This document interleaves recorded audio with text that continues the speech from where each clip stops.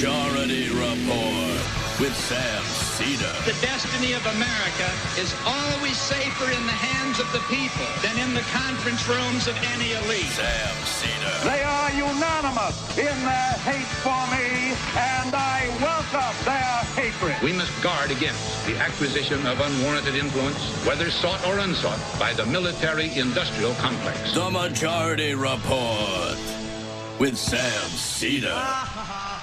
Ever get the feeling you've been cheated?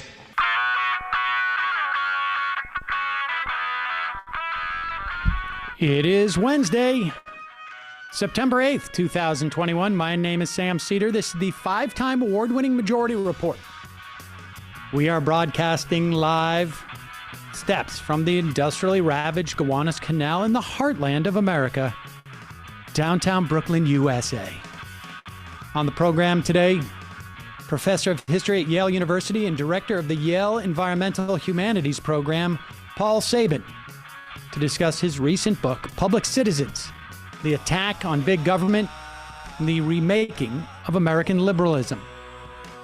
Also on the program today, Dems negotiate their $3.5 trillion budget, and Manchin reportedly says, I'm not on board with any more than $1.5 trillion.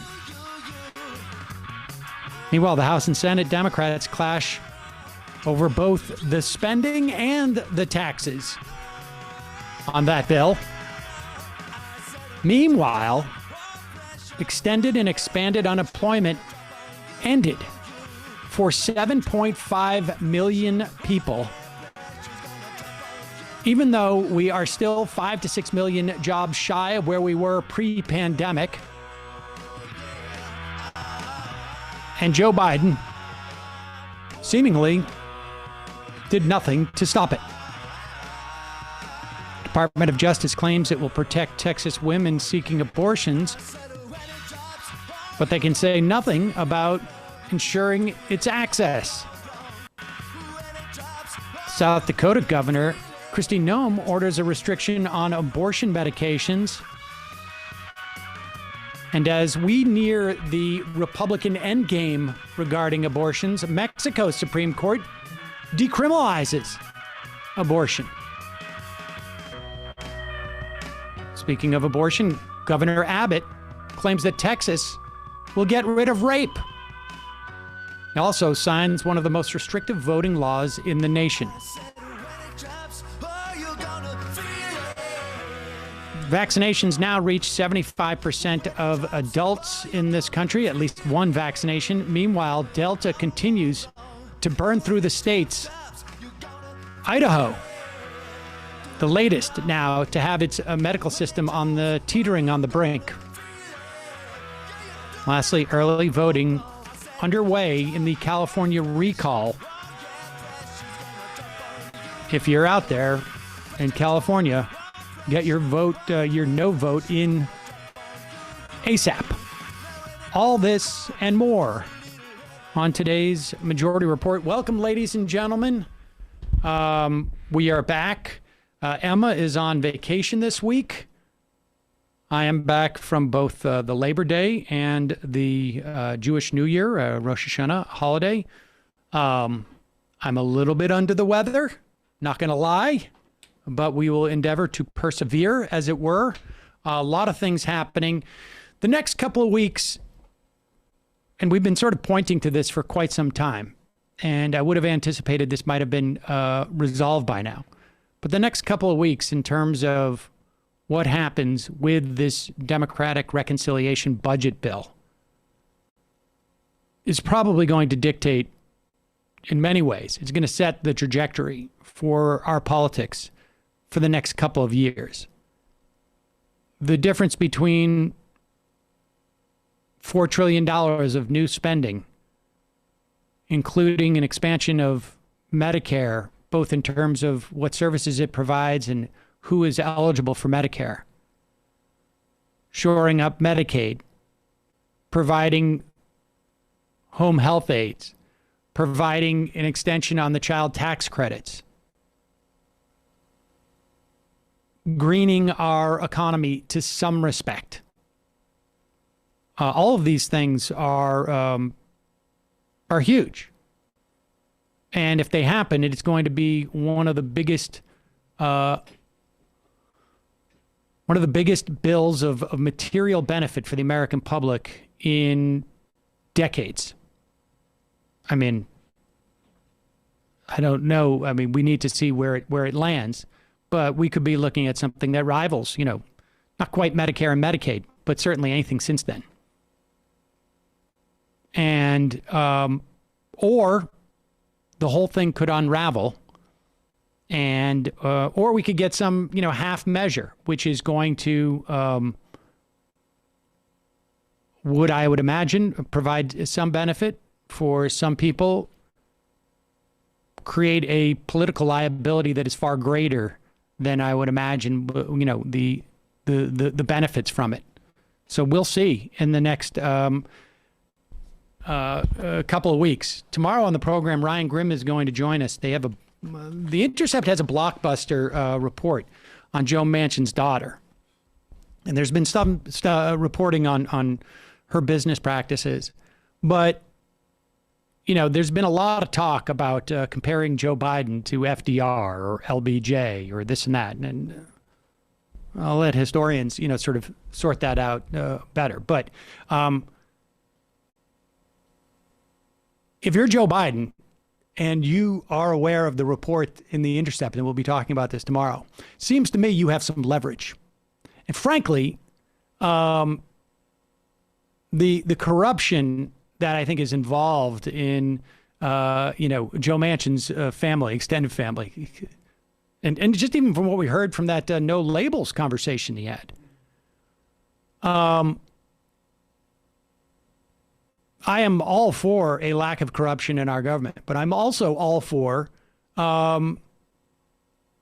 politicians leveraging the corruption of another politician to get them to vote for things that they don't want to vote for. I don't know how to express that in any other way. I don't really care. This is not the set of The West Wing. And what's his face? What's that guy's name? Who wrote it? The West Wing? Sorkin. Yeah, he's not here. So there seems to me that there's a lot of opportunity for Joe Biden to play hardball. That's what hardball is. Hardball is not making a speech. Hardball is saying, here are the assets I have. Here are the liabilities you have. How am I going to turn this into a win for me? Meanwhile, back in Texas, and there is now, there's increasingly people are finding arguments as to what could make this law unconstitutional. There was apparently some challenges that came out of Boston about the ability of the government to, in some way, create surrogates to uphold laws by lawsuit when people had no even pretense of a damage. I could sue someone who is aiding and abetting an abortion in Texas, and there is no way in a million years one could show that I have suffered a damage in the context of tort law. One of the things that is most odious, although I think the whole thing is odious, is that the Texas law does not make an exception for rape or incest. And Greg Abbott was asked about this as the governor of Texas, and he's got a solution.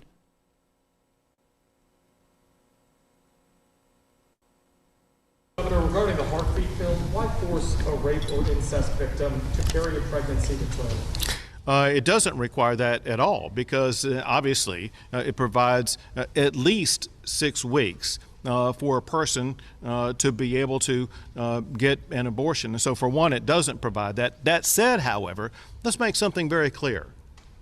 Rape is a crime, and Texas will work tirelessly to make sure that we eliminate all rapists from the streets of Texas by aggressively going out and arresting them and prosecuting them and getting them off the streets. I mean, is he implying that Texas has not been doing this? That there was some question as to whether rape was a crime in Texas up until this moment that this abortion bill was passed? Look, we'll be on our best behavior about the rapes if you just let us do the abortion bill. I mean, We'll start investigating him real good. And just the insanity of him, I'm going to turn up my volume a little bit here and I'm going to say this forcefully and you'll hear the rising applause as we say that rape is a crime. And we're going to, by darn it, get rid of rape in Texas.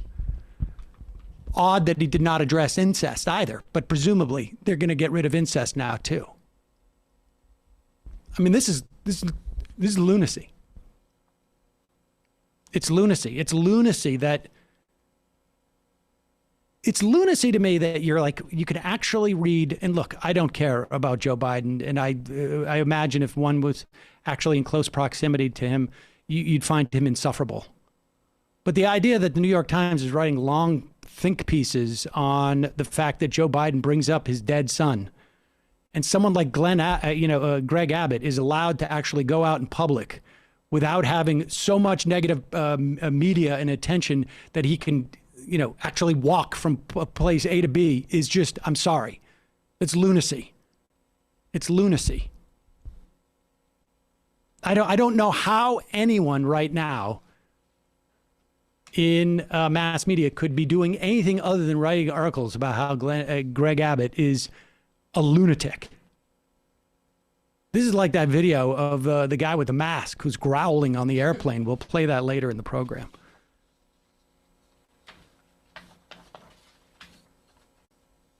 One last clip, too, that we should get to. Do we have time? We'll do this quickly. We know in California, there is an ongoing recall election. The return ballots so far, early ballots, seem to be favoring Democrats. Remember, and if you listen to the interview I did with Erwin Chemerinsky yesterday, there's good reason to believe that were Newsom essentially kicked out of office, that it would be unconstitutional insofar as it's going to take a majority, I think it is, of recall voters to vote him out. But someone can get elected with 19%. I mean, if Larry Elder actually gets elected, he could win the governorship with 19%. Newsom is not allowed on the ballot. So his election is you need to win the majority. But Elder's election, if he wins, you need to win the plurality. You see the problem there. In Newsom's election, if he loses 60 to 40%, let's say, 60% say we want him out, 40% we want him in. His 40%, those 40% of voters have less of a say on what is going to happen in terms of the outcome of the election than the 19%, theoretically, who would vote for Elder. But at least the polls now are showing that Elder may be, that the recall provision may be in jeopardy. And again, Gavin Newsom, I don't have too many great things to say about Gavin Newsom, but the best thing I can say about him and the most assured I can say is better than Larry Elder. Here is former President Donald Trump on Newsmax, starting the cri de coeur in California. Got the recall election coming up in less than a week. It's actually happening as we speak. The polls appear to show Newsom looks safer at this point. Larry Elder is the man that could take it from him. What do you think happens in California? Well, it's probably rigged. They're sending out all ballots. It's all the ballots are, mail out, mail in ballots. In fact, I guess you even have a case where you can make your own ballot. When that happens, nobody's going to win except these Democrats. So, look, they're very good. The one thing they're good at is rigging elections. So I predict it's a rigged election. Let's see how it turns out. I don't know what's going on with this. He's got a little bit of going on, but there it is. They're already, laying the groundwork in California. Yeah, a little subtle. But get out and vote right now.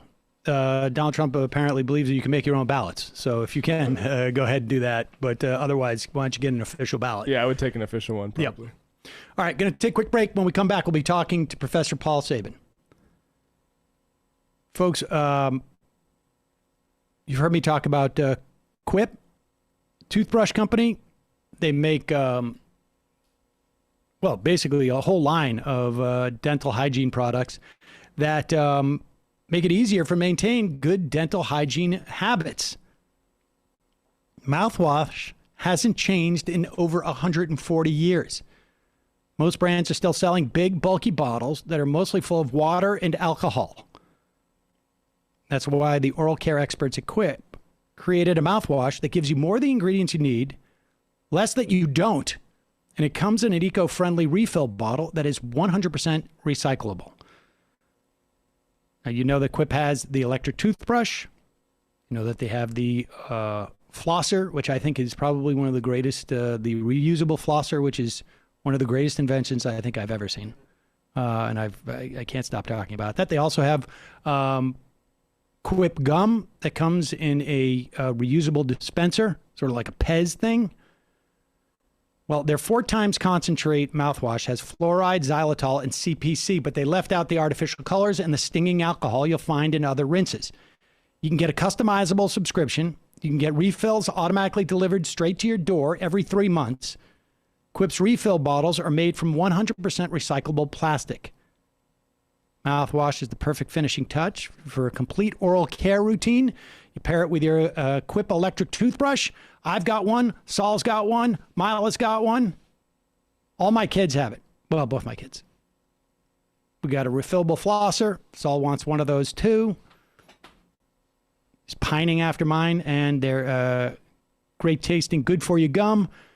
All this, the mouthwash makes a great compliment. And you go to getquip.com/majority5, the number 5, right now, and you can get $5 off a mouthwash starter kit.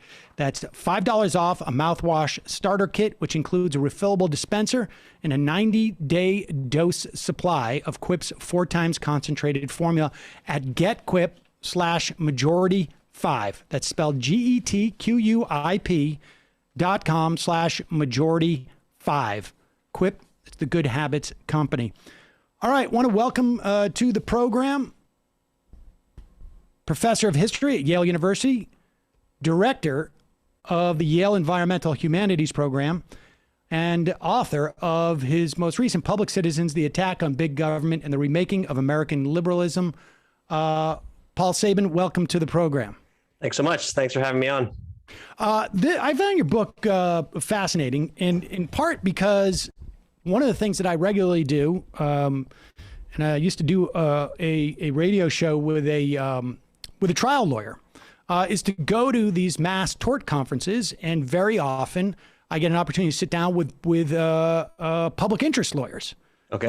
And so, like, I'm very familiar with the type of skepticism of government, and really right now, right, we're seeing an enormous amount of skepticism towards government, and we're finding, we're seeing what the potential real problems are with that in the functioning of an emergency.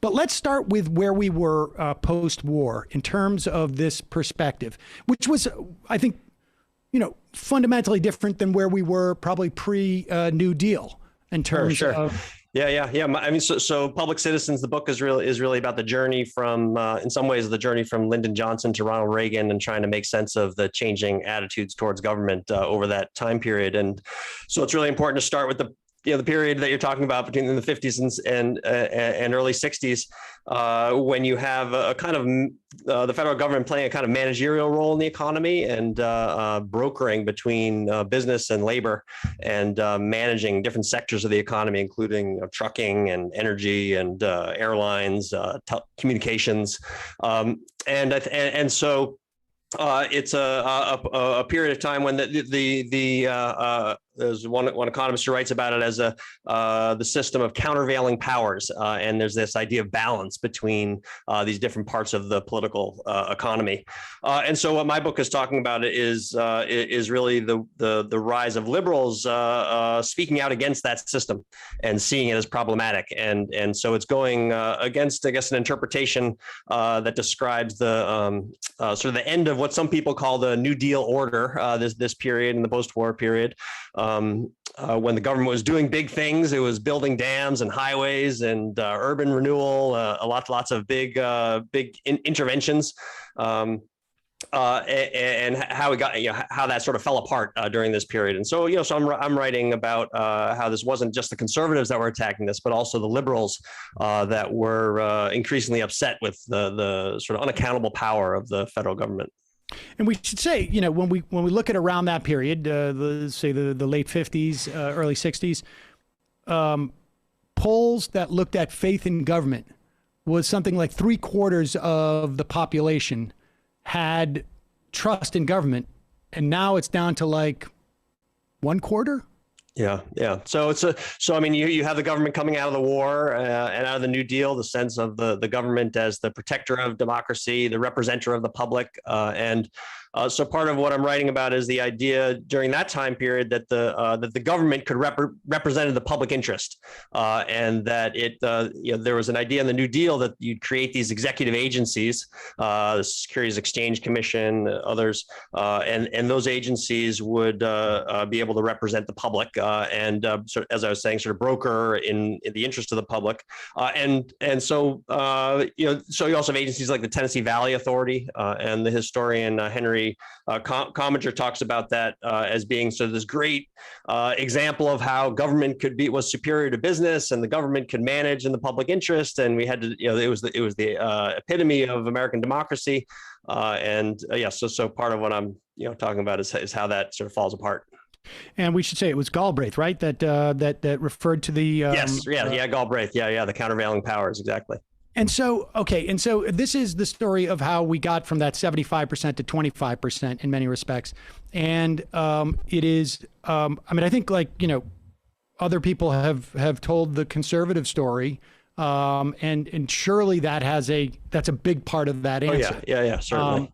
But there's also this other part, and it's interesting to me in terms of like how it has an interplay between anti-monopolists and socialists, or people who are more socialistically inclined, I guess, in some respects. But let's talk about how where you start to see, and part of what you write is both, I think, a history and an intellectual history in some respects.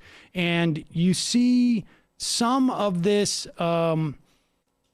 skepticism, I guess, of government starting, with Jane Jacobs, who just talk about that just as a, and then we can talk about the evolution of that movement. Yeah, so I opened the book with three strong characters that names are familiar to many, Jane Jacobs and Rachel Carson and Ralph Nader, and talk about them as public intellectuals of the early 1960s, liberals who turn on the government. And so Jane Jacobs famously wrote this book, The Death and Life of American Cities, and the first sentence is that this book is an attack on planning and planners, essentially, and so she is reacting to people like Robert Moses, the great city builders who were remaking the New York area with the highways and parks and bridges and other types of things, and she was reacting to that. And so it's really the part of what's happening is in the post-war period, the federal government has grown in scale, and it's sort of using technology and science to increasingly manipulate the American landscape and rebuild it around the automobile. Carson speaks up about pesticides, the mass spraying of pesticides across the nation.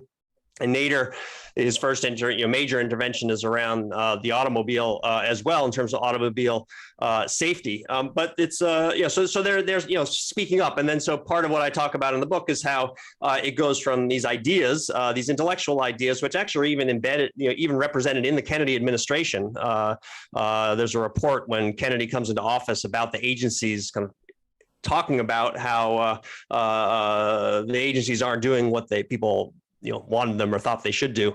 But yeah, so I start with these big public intellectuals, and then it's how does it become then an organizational movement by the end of the 60s and into the 70s.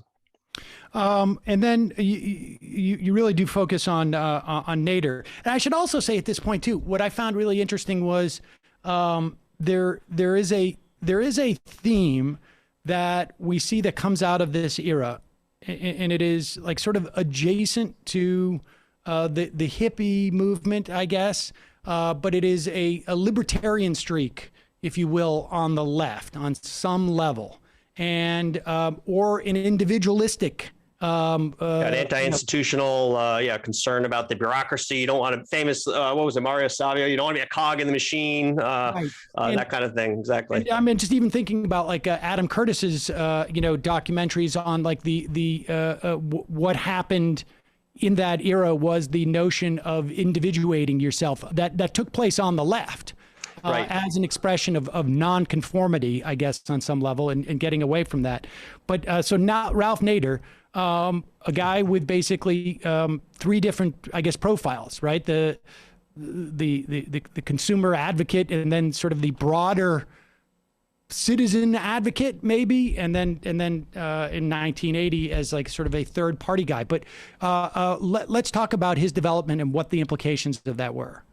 Sure. Yeah. So Nader is, in many ways, I use him as a central character, a thread through the book, because he makes the journey from being a public intellectual with Unsafe at Any Speed, his expose of the auto safety and the automobile, sort of the close alliance between the auto companies and the government, to them becoming an organizational entrepreneur. And he creates, dozens of organizations starting in the late 60s and leads, encourages young people, particularly, to investigate lots of government agencies and do lots of exposés.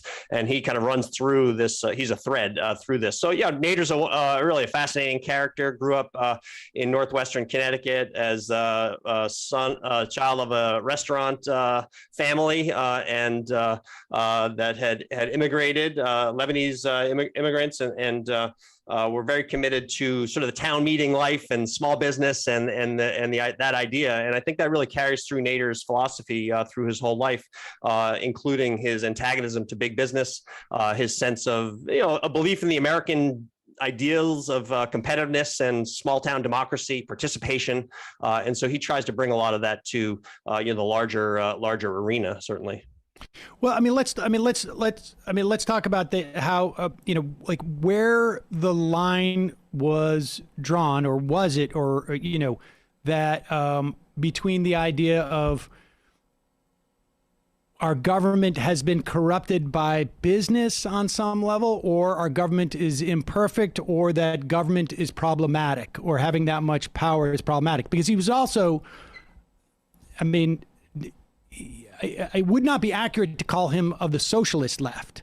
No, he's clearly, he was against sort of the isms, and I think that's an important part of this sort of public interest movement that I'm writing about, is that it was not it kind of came after. Well, it's really antagonistic both to state-sponsored socialism and to unfettered capitalism, and it criticized the socialist model because it had a critique of bureaucracy. Essentially, it was a critique of institutions, large institutions, and that included bureaucracies that would become unaccountable and oppressive to their citizens. And so someone like Nader was, the embrace of citizens as outside watching over the government was a rejection both of the corporations and their power, but also the unfettered power of the state itself. But was it, was it, so if FDR said that, essentially something, and I'm paraphrasing, but we are the government, mm-hmm. that we are the government.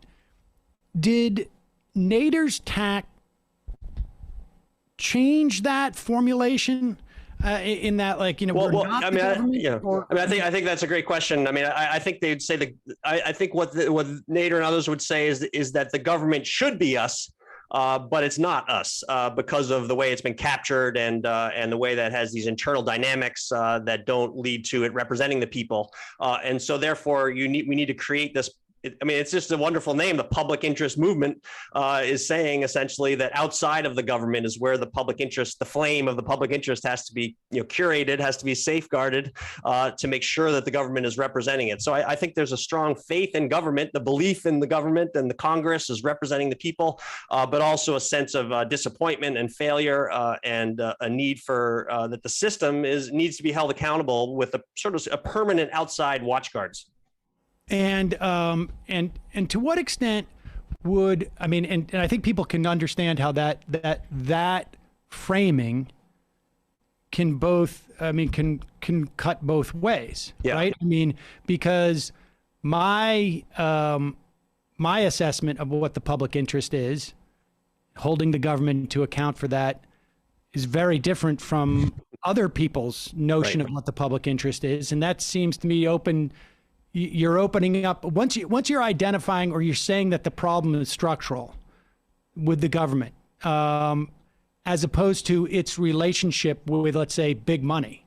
And the implication being that you need a permanent outside institution because you can never fix that relationship with big money. It starts to become a little bit problematic and up to anyone's sort of idea of what the public interest is.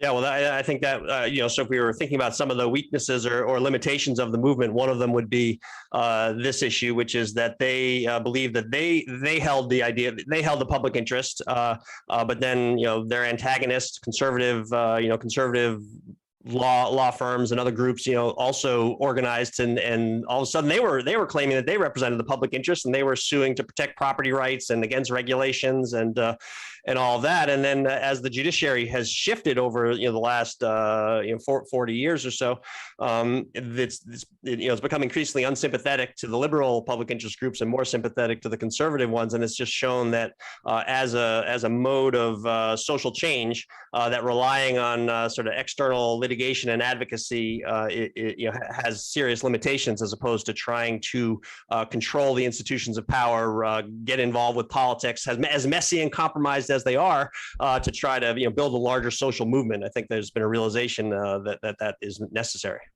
Let's talk about sort of the other types of groups, because it had never occurred to me that you hear so many of the defense funds. That those were all sort of almost in some way incubated or modeled after what Nader did. And to be clear, will you outline in it sort of like a material way what Nader did through these citizens? I think people who have listened to some of the past times where I've gone to these tort conferences, we get a little bit of that. But will you outline what their methodology was, and then how this was adopted by other organizations? Yeah, that's great. So I'd say, well, first, there's two things. One is the whole idea of the defense fund. It was inspired in some ways by the NAACP's Legal Defense and Education Fund, and seeing the civil rights litigation and civil rights movement and those attacks and critiques of the government, and seeing that, we could create these types of organizations. So you get the Environmental Defense Fund, the Natural Resources Defense Council, the Sierra Club Legal Defense Fund. They were all modeled on that, and also maybe the ACLU. And so at the end of 1967 into 1968, Nader and some of these other folks decide to start creating organizations that could litigate and that could sue the government and try to rein in and watch over the agencies. And the other thing that was motivating some of this is the Vietnam War, and the sense that the growing distrust of government that was stimulated by the war itself, and the anti-war movement, the sense the government might be lying and misrepresenting and misleading. So these are all the environment of it. So as Nixon comes into office, the liberals out of power, groups like the Ford Foundation, fund a whole network of these organizations. And what they do is start litigating. So there are tremendous numbers of lawsuits against the agencies. They also start investigating.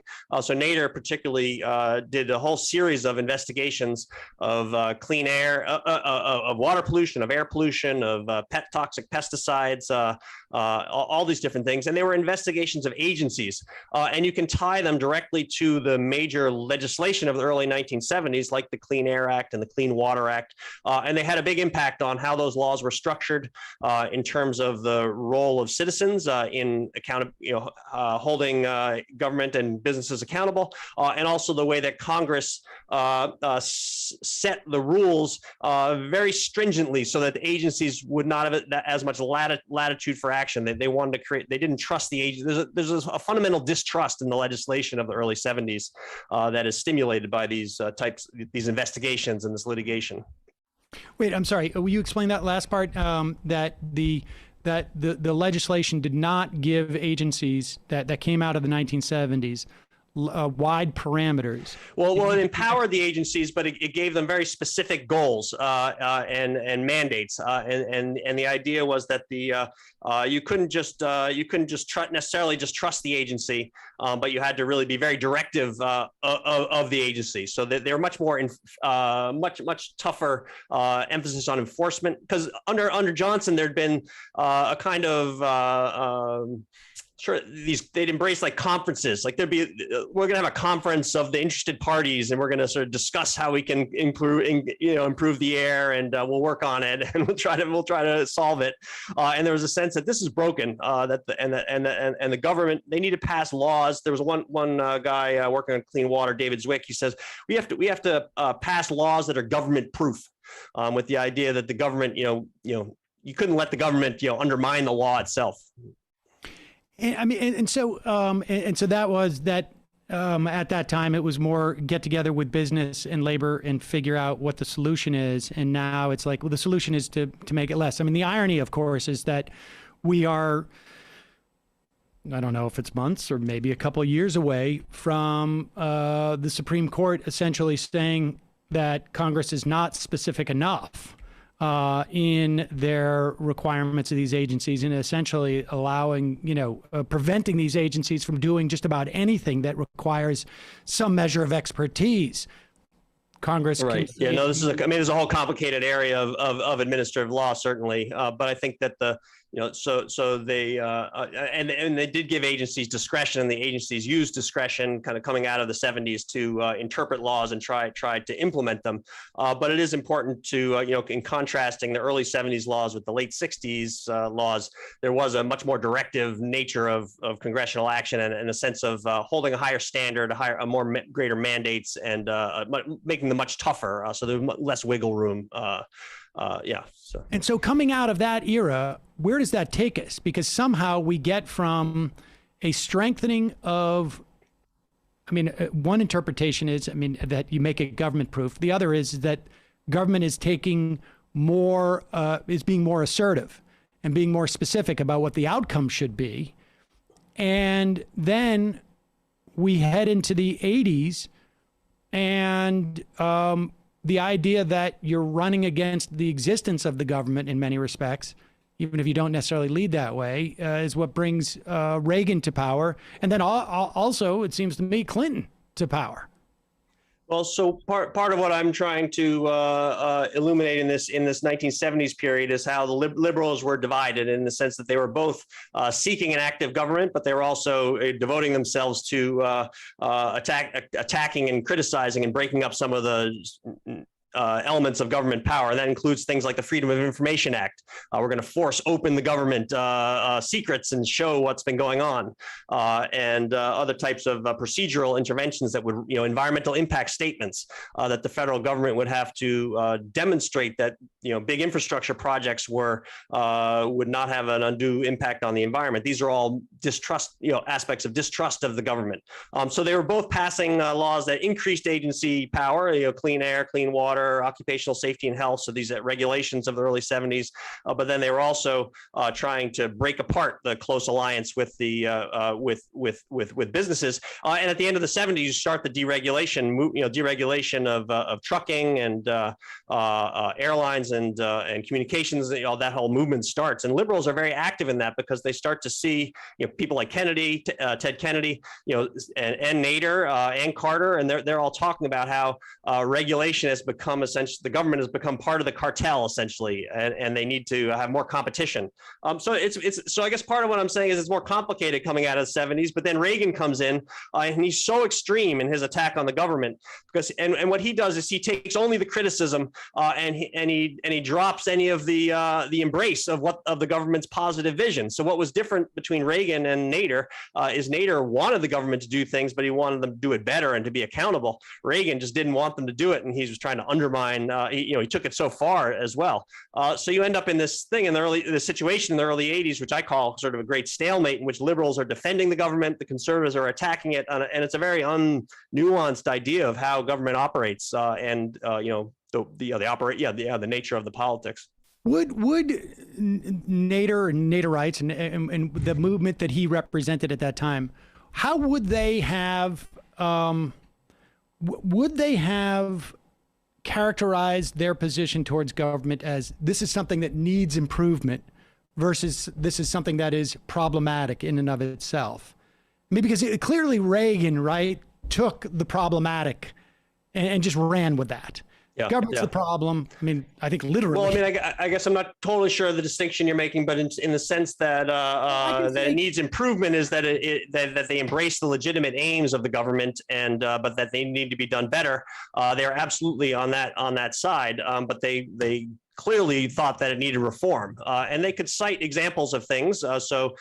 You could think of nuclear testing, urban redevelopment, and those consequences, dams that were being built that maybe shouldn't be built, the highways going through neighborhoods. There's lots of examples of government doing things that were destructive and harmful, and you could point to those and say, we got to stop the government. We have to stop them. They're causing these various crises.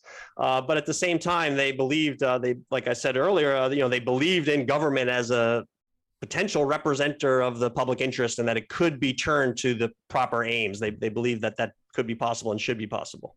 Was there any, reflection upon that maybe there was a rhetorical, that the framing of this from a political standpoint, or there was overconfidence that there was already a sort of like a public consensus that government, generically speaking, is good, but we need to fix certain aspects of it? I mean, I just like, there was a report about the abuse of unemployment insurance. I can't remember how many billions of dollars, but it was largely like the abuse of unemployment insurance was, international criminal cabals that had figured out how to game the system because it was set up, it expanded to a lot of people who were not on the rolls before, people who are in gig economy and this and that. And so that money's being sucked out of the government. And something like that in these days will ultimately be weaponized, if it hasn't already, by the right. At the same time, there's a story in the Wall Street Journal today or yesterday about, some of the big chain stores like the Walmart and Target losing billions of dollars worth of goods that have been resold on Amazon by the criminal syndicate. Nobody criticizes the failure of business, to which we're all paying for that, right? I mean, when they suffer loss, they just pass it on to the consumer in the same way that theoretically the government does in terms of our tax dollars, theoretically. I mean, but we never hear the concept of business being attacked as being like, there's so much, it's rife with fraud, which of course it is. But we hear that in the context of government. This is not a one-to-one matchup with what Nader was interested in, but it's still part of that rhetorical framework. Well, I think there are a couple important points there. One is that I discussed in the book is the way in which government's being often held up against an ideal that is unrealistic, and that we'd all be much better off if we thought about government as something that is doing the best it can, and it's going to have some. So you go back to the under Obama, the Big Investment Recovery Act, there's a lot of focus on this on one company, Solyndra. And what happened with the this money was lent to Solyndra and the money was wasted. What happened? But actually, it was a tiny fraction of the investment capital that was being put into renewables, and actually, it was remarkably successful. And you see this plummeting in prices that's been going on across renewables. Is solar and wind. That's a product of government investment in the U.S. and China and Germany and elsewhere. And so actually it's been quite successful. But as you point out, one item of waste can be held up. But we have to think about government as a flawed but worthy entity that is not necessarily going to be perfect, but it's the best we got, and we need to try to make it better while also doing what it can do.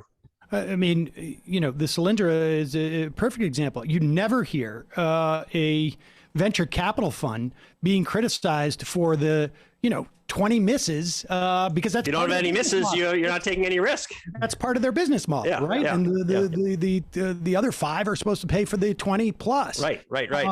Well, I think the thing that I just want to say, going back to that period in the late 70s, I think we need to look at Carter again a little bit and think about what he was trying to do versus what Reagan did afterwards.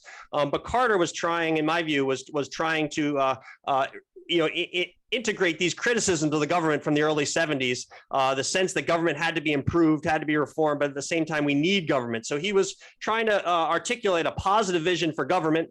We were going to regulate, we were going to try to protect the air, we're going to clean water, all these various things. But at the same time, we're going to improve it. And so he tried to use cost-benefit analysis to evaluate policies to figure out, make sure that they were, worth doing. But it was a real challenge to sell that. And I think that was the failure of the Carter administration in many ways domestically. And he was held up, and I think there was a lot of frustration internally that people like Nader and others on the outside, the public interest movement, they were so accustomed to criticizing the government that they criticized Carter. And really some of them abandoned who was their natural ally and weren't really interested in supporting his reelection. And it was, that's a real was a limitation, I think, of the public interest movement, not really understanding what their relationship might be to a successful, liberal administration. Has there been a successful rhetorical gambit to address that nuance? I mean, is there one? I think if you go through all these different, particularly Democratic presidents over the years, you think of Clinton's effort to reinvent government, and they had Obama also tried to bring back do some of this. Clinton, it seemed to me, if you're going to make a binary breakdown of where he fell closer to Reagan than he did. No, I'm not sure I would actually agree with that. But, it's interesting. You go back, he had this declaration where he said that, the era of big government is over, and I think people make a lot of that. I see it as if you read that in context, he talks about how the era of big government is over, but he talks about but government still has to do things to make people's lives better. And I think what he was trying to do is really, he was coming out of the 70s. He was a child of this public interest period and was critical of the New Deal agencies. Hillary had worked in public interest organizations, so they were really imbued with that, and so they were critical of the idea of powerful, autonomous, unaccountable bureaucracies, and they wanted to have a more flexible, efficient idea of government. So I think my view is that Clinton was trying to do this thing where you would build trust in the government by showing that you were making it more efficient and effective. That was his belief. You could argue about whether it was a good idea or the right approach, but I think that was what he was trying to do. He was pro-government ultimately. I don't know. I mean, I think if 30 years later, there's only one thing that people can remember. It's the era of big government is over. That to me is, I'm just saying, going back, if you go back and read the Reinventing Government report, that Gore was behind, and the rhetoric is really critical of the New Deal agencies, and is talking about trying to create a new version of government that has a more customer focus, more efficiency, flexibility, So that'll be, and it's talking about, they use the language of how can we build trust in government? And the way we're going to do it is by doing what I'm telling you, of trying to show like that we both need government and we have to improve it. And I think the way that Clinton's remembering just shows how difficult it is to try to carry out that message. Very, very hard. I guess you got to be careful about the top line in that speech. Yes, I think that's that's true. I don't know. It seems to me, and Obama came in and employed Cass Sunstein as one of the sort of the primary drivers of that idea of streamlining government. But this is a guy who has proven to be hostile to government regulation, and again has this sort of same, not necessarily same, but he is of that libertarian streak, it seems to me. It would be great to get him on and talk about it. To say, is someone like Sunstein, generally hostile to government, or is he trying to, do what I'm describing, which is create an effective and efficient government to maximize the investment, of the public's resources in serving the public ends. I mean, I think it's interesting more recently the way cost-benefit analysis has been turned around with the social cost of carbon to be a justification for intervention in government action. And now it's striking that the conservatives don't like cost-benefit analysis when it comes to taking account of the cost of carbon dioxide. But I guess I'm asking, like, what is the inefficiencies like? I mean, how problematic have the inefficiencies been? I mean, I guess that's my point, is that, like, when you lead with, we're going to fix the inefficiencies of government, it seems to me that the argument is that government has been failing as opposed to, in its execution of plans, as opposed to, we simply have not been, the wrong people have been, or the wrong agenda has, government's been used for the wrong agenda, right? I mean, like I say, we can talk about the inefficiencies in the unemployment benefits that were put out. Certainly, it was inefficient because we had no apparatus to get money to people who were, Uber drivers or, we had no, but it also halved poverty. It basically kept people afloat. And if you buy into the inefficiency argument, then it's easier to do what just happened a day ago. Well, I mean, I think I think that efficiency is not, shouldn't be the sole goal, and lots of programs that it can be efficient even if not every dollar is being spent. Ideally, it's maybe the most efficient way to accomplish the larger goal. I mean, I think if you go back to what other way have we halved poverty? Like, what are we comparing the efficiency to? Yeah, right? No, I'm supportive of those policies. But if you go back and think about the government's role in the late 70s, one example of that is in the regulatory arena related to communications.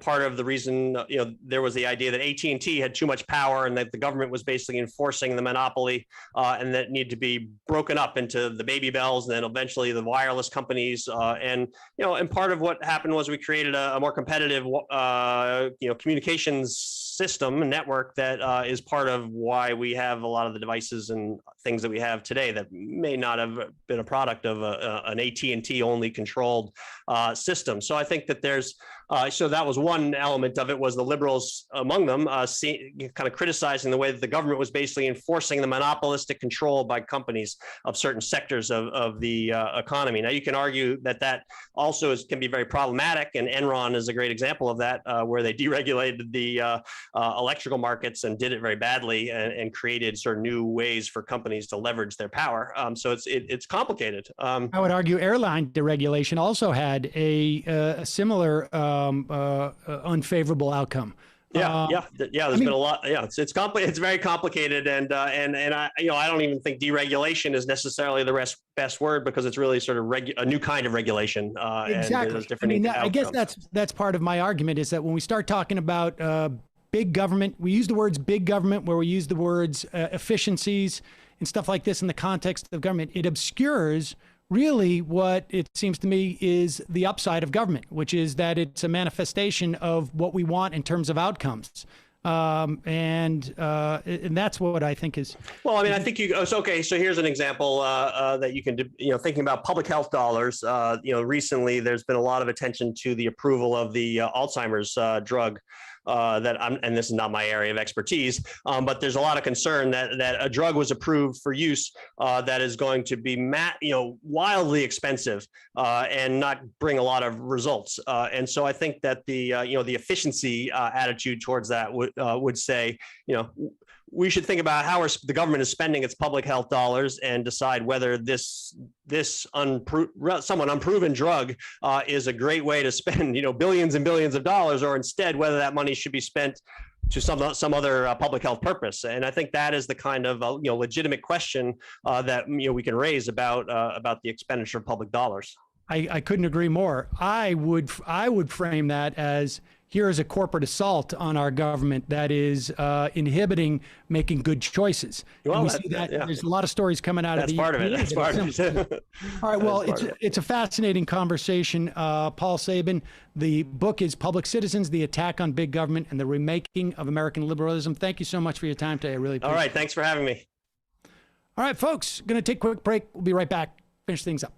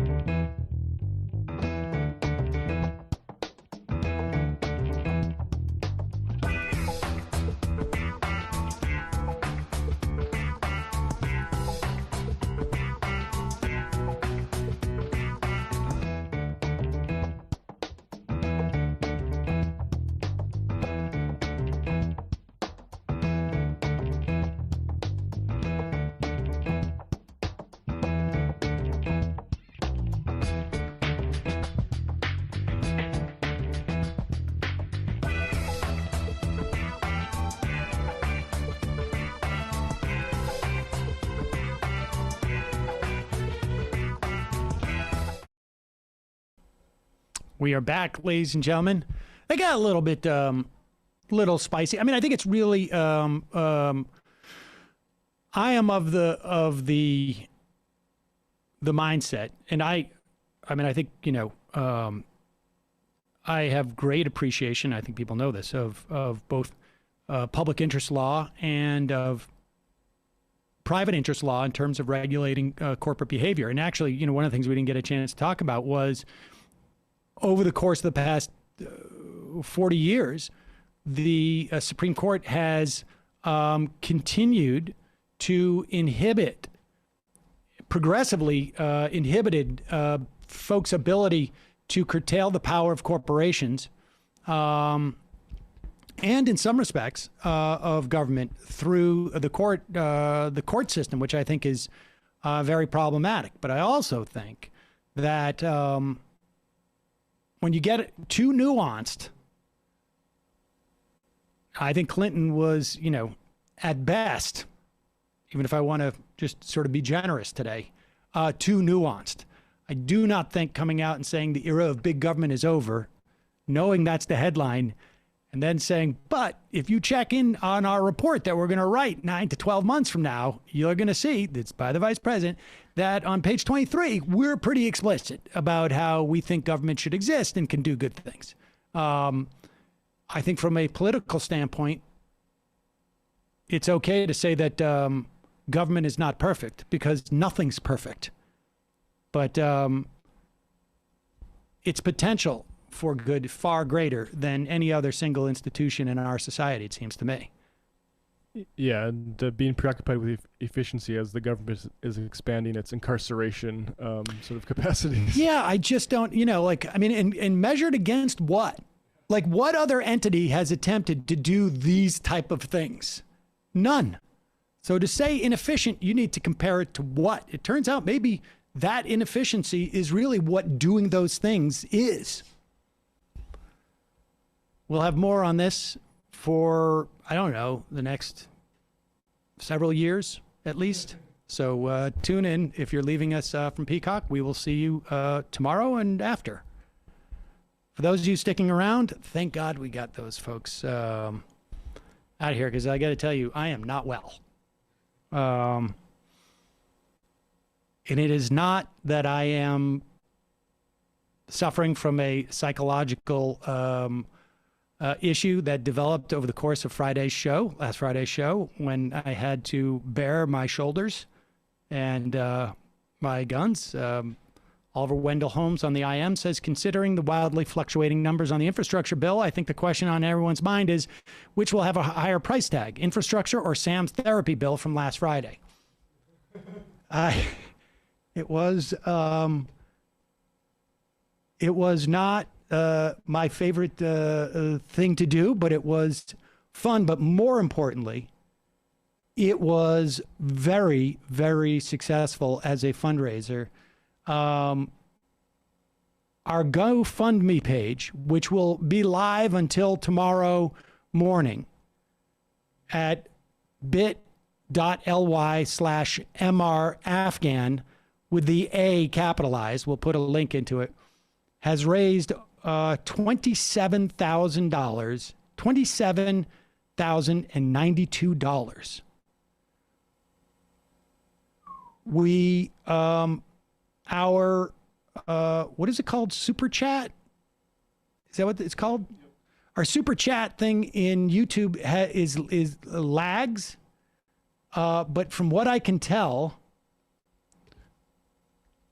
we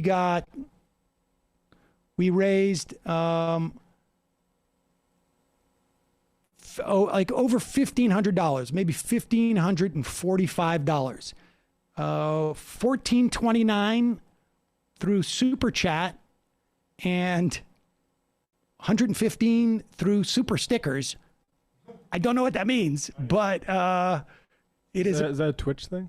No, that's on the YouTube analytics. Oh. I mean, what's fascinating is that, we don't really do Super Chats on this show. I mean, if people do them, they're much appreciated, but we don't generally make a call for Super Chats.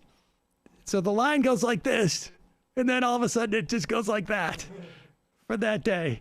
And so, we've raised over $28,000. There have been some incredibly generous donations by people. You can see them on. I don't want to, I don't know if I feel comfortable well, let me just talk about the top donations. But with that said, look, if you're hurting financially and you give $5, in many respects, that's more generous than if you have the ability to drop a couple $100 and you don't even notice it. I mean, so but we had something like 300 donors. It was really impressive. Our top donors: David Siegel, Michael Hamler, Sunset Lake, Sabadat. Thank you guys. That's nice. And then Anonymous. This person, Anonymous, going off. Yeah, they gave a lot. Multiple things, and then they're taking a break from hacking into databases. Exactly. John Benjamin and Real Glitterbox. I think that's the top 8, I guess. That's not Real John Benjamin and the Glitterbox. No, it's John Benjamin and Real Glitter Bear XXX. I don't know. John Benjamin, no XXX there, but I just thank you, people.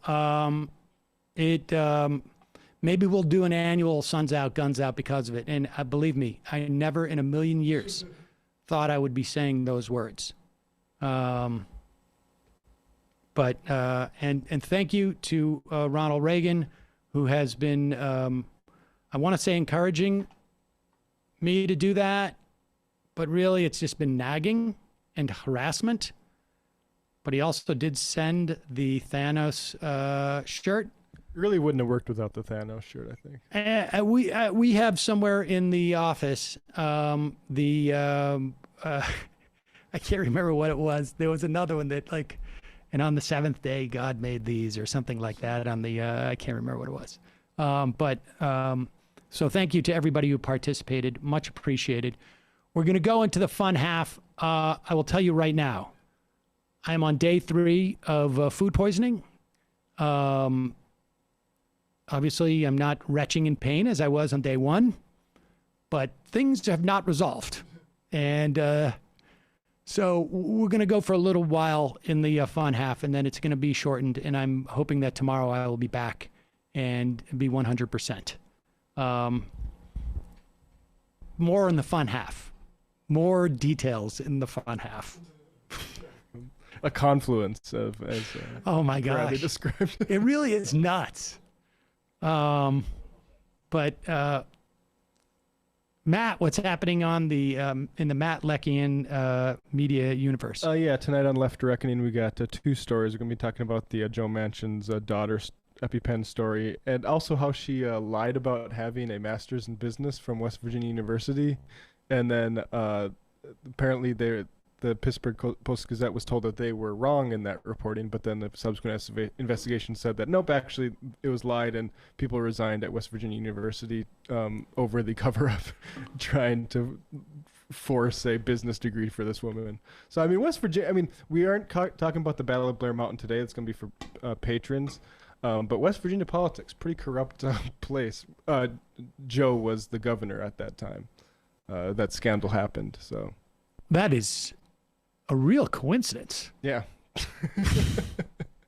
I'm going to talk about her and how they just decided they had this great plan with Pfizer. How about...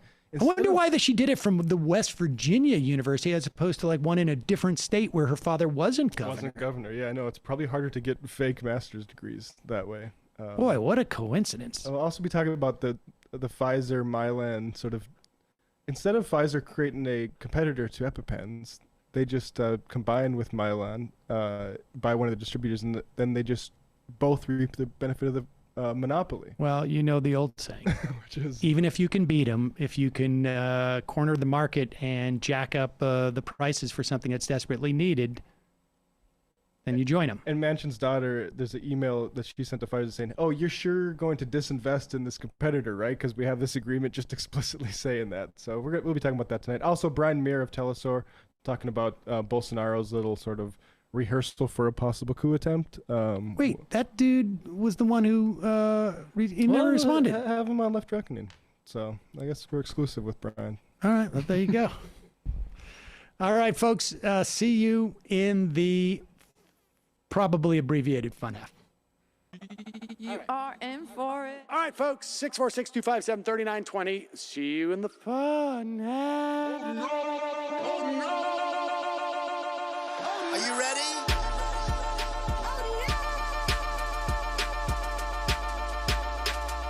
Who sent us this? Anarchy. Alpha males are back. Boy is back. And the alpha males are back. Just as delicious as you could imagine. The alpha males are back.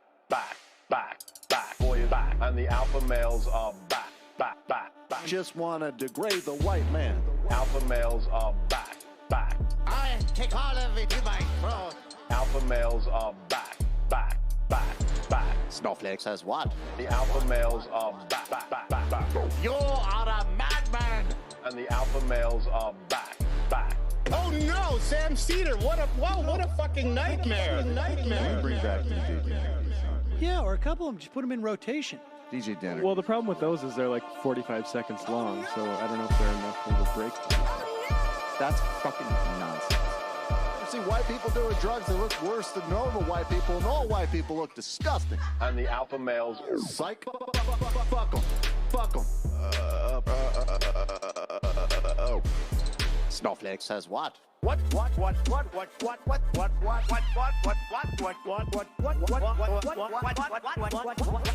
Snowflake says what? A hell of a lot of bank. A hell of a lot of bank. A hell of a lot of bank. Okay, I'm making stupid money. Hell of a lot of bank. A hell of a lot of bank. All lives matter. Have you tried doing an impression on a college campus? I think that there's no reason why reasonable people across the divide can't all agree with this. Psych. And the alpha males are back. And the Africans are black African. And the alpha males are black. And the Africans are back. When you see Donald Trump out there, doesn't a little part of you think that America deserves to be taken over by jihadists? Keeping it 100. Can't knock the hustle. Come on, fuck them. Things I do for the bigger game plan. By the way, it's my birthday. Happy birthday to me, Jew boy. I have a thought experiment for you. And the alpha males are back. Africans are black. Alpha males are black. Africans are back. Come on. Come on. Someone needs to pay the price for blasphemy around here. I am a total pussy.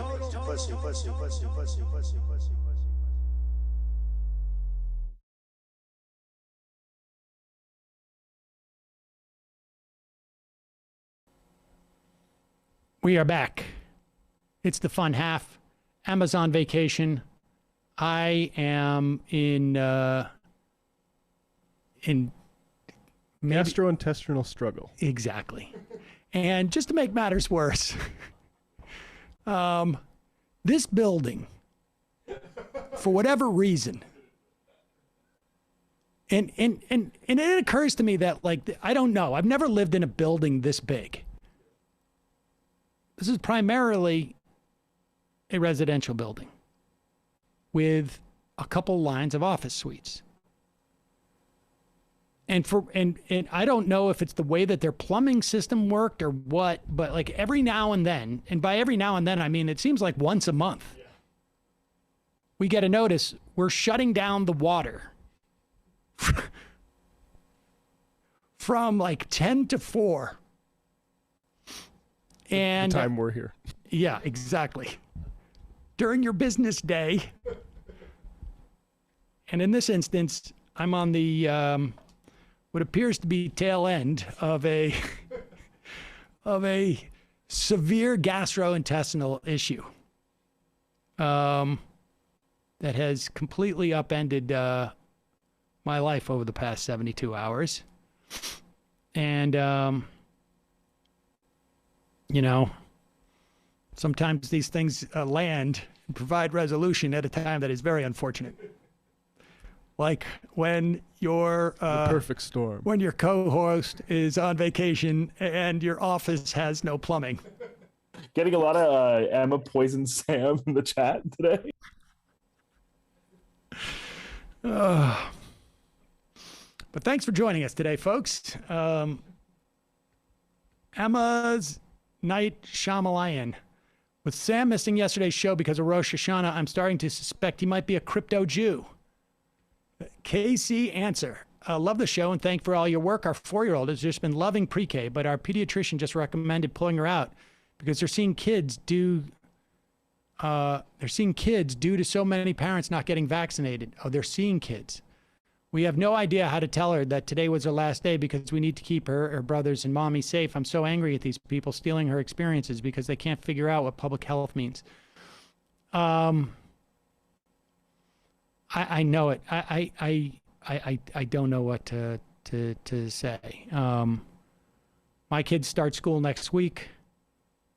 They are not requiring vaccinations at my daughter's high school. She's freaked out. She's pretty vigilant about mask wearing. My son is also pretty vigilant about mask wearing. He's obviously too young to get vaccinated. All the teachers and the staff, I believe, are vaccinated. There was some story, I think it was in Georgia, where they've had 3 bus drivers die of COVID since the beginning of school. And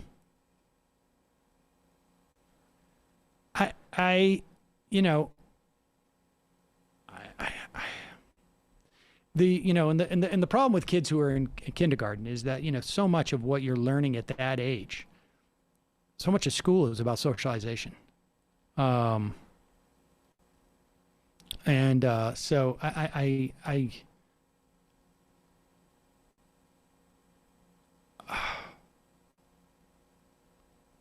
I don't know what to say. I'm sorry. It's really horrible.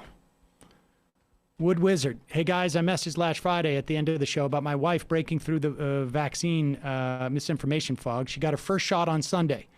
Our daughter is still breastfeeding, and according to the doctor, they're finding the best fed babies whose mothers are vaccinated will get some amount of antibodies to help battle COVID. More reasons for people to get vaccinated. Can we get a shofar for science? Yes.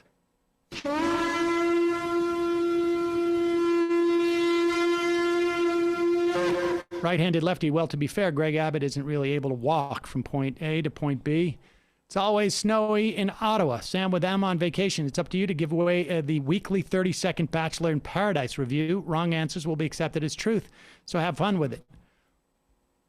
I think he's going to win. David Feldman Fan Club.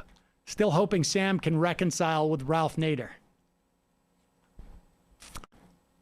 I bet these nuts. My wife's an OBGYN resident in Pennsylvania. She's not personally interested in having elective abortions part of her practice. She is done with her residency. The Texas law has essentially ruled out any possibility of her deciding to practice medicine there because getting sued seems like it will be so much easier there, even if you don't do elective abortions. Maybe just suspected by a neighbor or someone who doesn't like you. I imagine we are not the only ones making this assessment, without a doubt. Additionally, what do you think will be the implications of this law will be on abortions done to preserve the life of the mother, or when there is an ectopic pregnancy? I can see nurses or patients suing doctors suggesting the pregnancy wasn't life-threatening and the abortion was illegal. Without a doubt. Without a doubt. Without a doubt. Squirts for Crowder. As an avid listener of both Majority Report and the Ralph Nader Radio Hour, I believe you could have a really interesting conversation on cancel culture together. Please and thank you. Really? I feel like I might talk to him about something else. The Tim Caucus. Why is he a big cancel culture warrior? I haven't. It's been a while since I listened to the Ralph Nader Radio Hour, but I would think I don't know. That might be a joke, but I would think that we could have a similar conversation to one you had today with him. That might be. That would be more interesting to me than. But it is hard for me to sort of get over.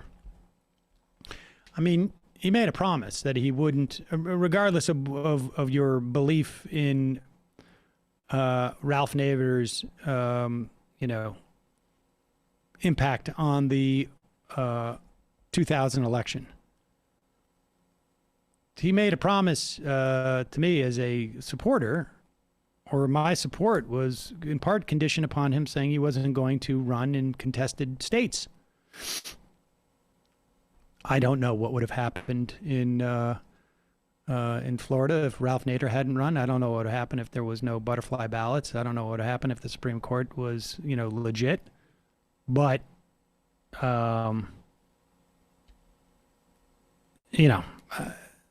I know that he said he wasn't going to run in contested states. Interesting, like the cancel culture of his day, though, was, if I remember this right, the auto industry trying to entrap him into prostitution. And remember that story? I don't know if I remember that. They tried to, and he wasn't interested, apparently. I believe that. The Tim Caucus. How do unions fit into this dynamic of outside advocacy? Well, I mean, I think, look, it depends on whose perspective you have. I do not believe there should not be outside advocacy. I believe there should be more outside advocacy for people who are advocating for positions that I am in favor of. I mean, you know, like there's no, like, I just think imposing broad principles on these things is not an effective way to win. I don't think there's any merit to the idea that there shouldn't be outside advocacy for, you know, in and of itself, for entities that have, you know, this amount of money or more, you know, like, if I thought, and I think, you know, close to there, if someone came and offered me, like, no entity that has, that can marshal, you know, X number of dollars is allowed to lobby the government. And we have a strict regime to maintain this. And that means no corporations are going to be able to do it, but also no unions. I might take that deal. You know, this is completely hypothetical. I'm just saying, like, I might take that deal if I looked at the numbers and said, on balance, the lack of corporate lobbying, the absence of that, even if it means the absence of union lobbying, is going to get us in a better place. I'd take that deal. I have no, you know, like, it's by saying, like, you know, where does this leave union advocacy? It's sort of the same thing as, like, big government. Like, I don't care about big government or small government. That's meaningless. Our government is big because our country is big. And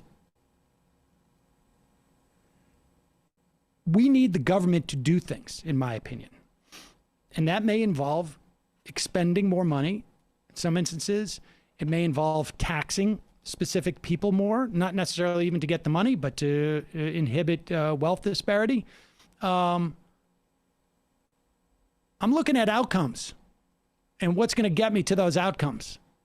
And I think that, you know, you got to be careful with your rhetoric about government. That's why I feel more comfortable saying the administration as opposed to the government. The government, again, is an apparatus. Who gets to run that apparatus dictates how it's going to operate. Fierce deity. California should recall Newsom because he's never vowed to end rape. It's a good point. I don't think I've ever heard him say that. Sam, regarding Social Security discussion from last week, do the deaths of the elderly with COVID not create a situation for Social Security in which potentially saving millions per person over the years in future payments, including healthcare costs, that won't be paid out? I mean, I don't know. I mean, hypothetically, I suppose it could. Hypothetically, COVID could also be costing people long-term care. I mean, I don't know. Can we get a shofar for the birthday of Senate Budget Chairman Bernie Sanders? Yes. Thank you.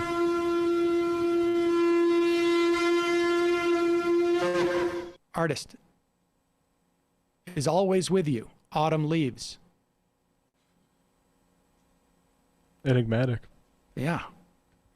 Majority Report wardrobe coordinator. Looks like we've currently averaging about 1,000 COVID deaths a day. Maybe someone could line up 1,000 beers so I could support the troops. Conservatives could understand the gravity of the situation. Coincidentally, I also support the troops. I support them so much, I want to bring them home. Between the 101 and the 5, a lot of deregulation and focus on supply-side economics started with Carter and the Trilateral Commission. Will from Indiana, where's the hunk from Friday? He was wearing a Thanos crop top and set up a great fundraiser to help those in Afghanistan. In all seriousness, it was a great event. I'm very glad that was able to happen and left is best. The Machines, another episode of Blaming the Voters, consumer focused, customer focused. Yes, that I also took issue with. Illuminati kids, that guy sure focuses on what the people in charge say to justify themselves rather than what they actually do to judge how pro-government they are. Drew, happy birthday to Senator Bernie Sanders. Okay, let's... So you talk about distrust in government, right?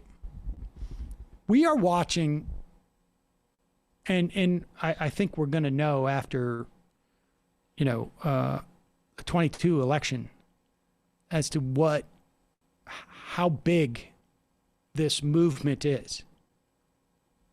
I'm comparing what we're seeing with like the anti-mask movement with the Tea Party and them showing up with guns at healthcare town halls in 2009,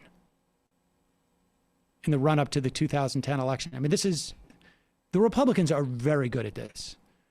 The Democrats got it right once, and they needed Donald Trump to do it. The Republicans are great at doing it with anything. If I had told you 5 years ago, if someone had told me, let's put it this way, if someone had told me, who could not have a lower estimation of the conservative psyche and a greater sense of what they're capable of, if someone said to me, look, I'm from the future. In 5 years, there's going to be a pandemic. It's going to be airborne. There's going to be a considerable amount of evidence that masks mitigate the risk. Not going to eliminate it totally, mitigate the risk that exists if you're indoors. The Republicans are going to use anti-mask mandates put on by schools, or I should say mandates, anti-mask mandates, as a pivot point for their entire political movement.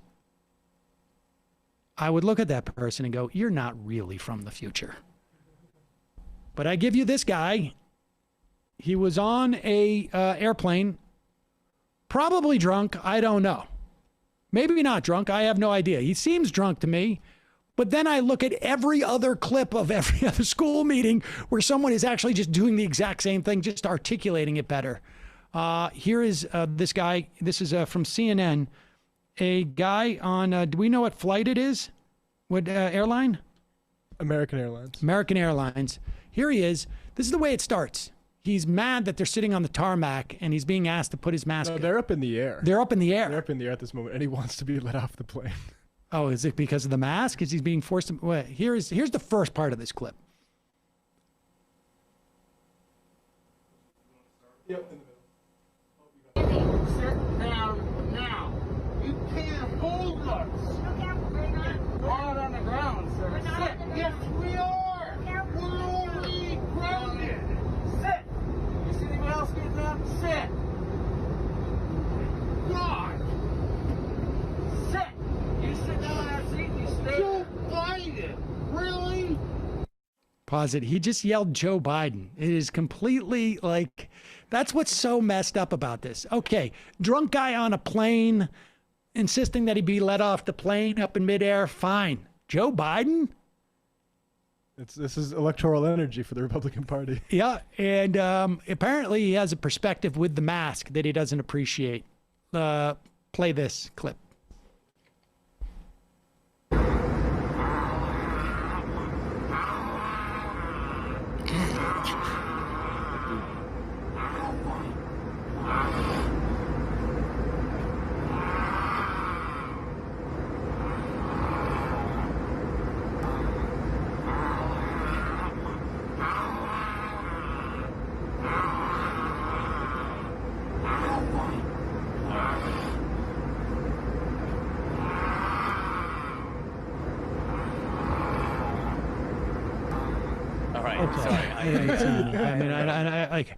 I don't know. Where was the flight from? It's from Los Angeles to Salt Lake City. So it's not like he could have gotten drunk on the plane, could he have? It's not that long of a flight.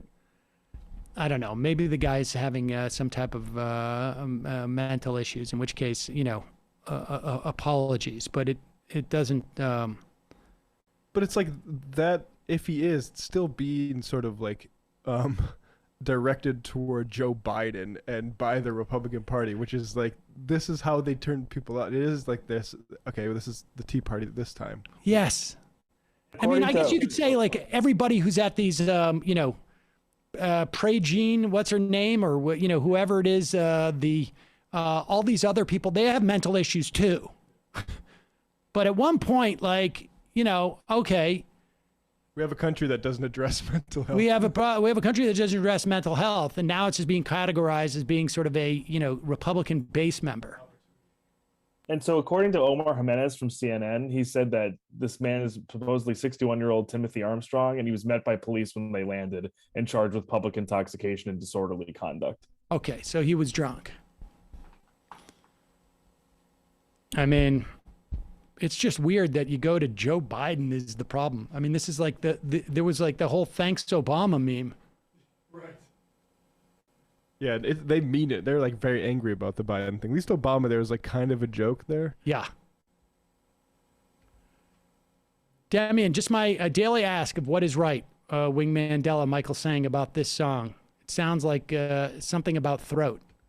What is that? What? Shove it. I take all of it in my throat. Oh, that's because the right has been saying for years, or they did at least during the Trump years, they're cramming this down our throats. Yeah, you're shoving the masks and the vaccines down our throats. So yeah, it was right with Mandela overly sexualizing that.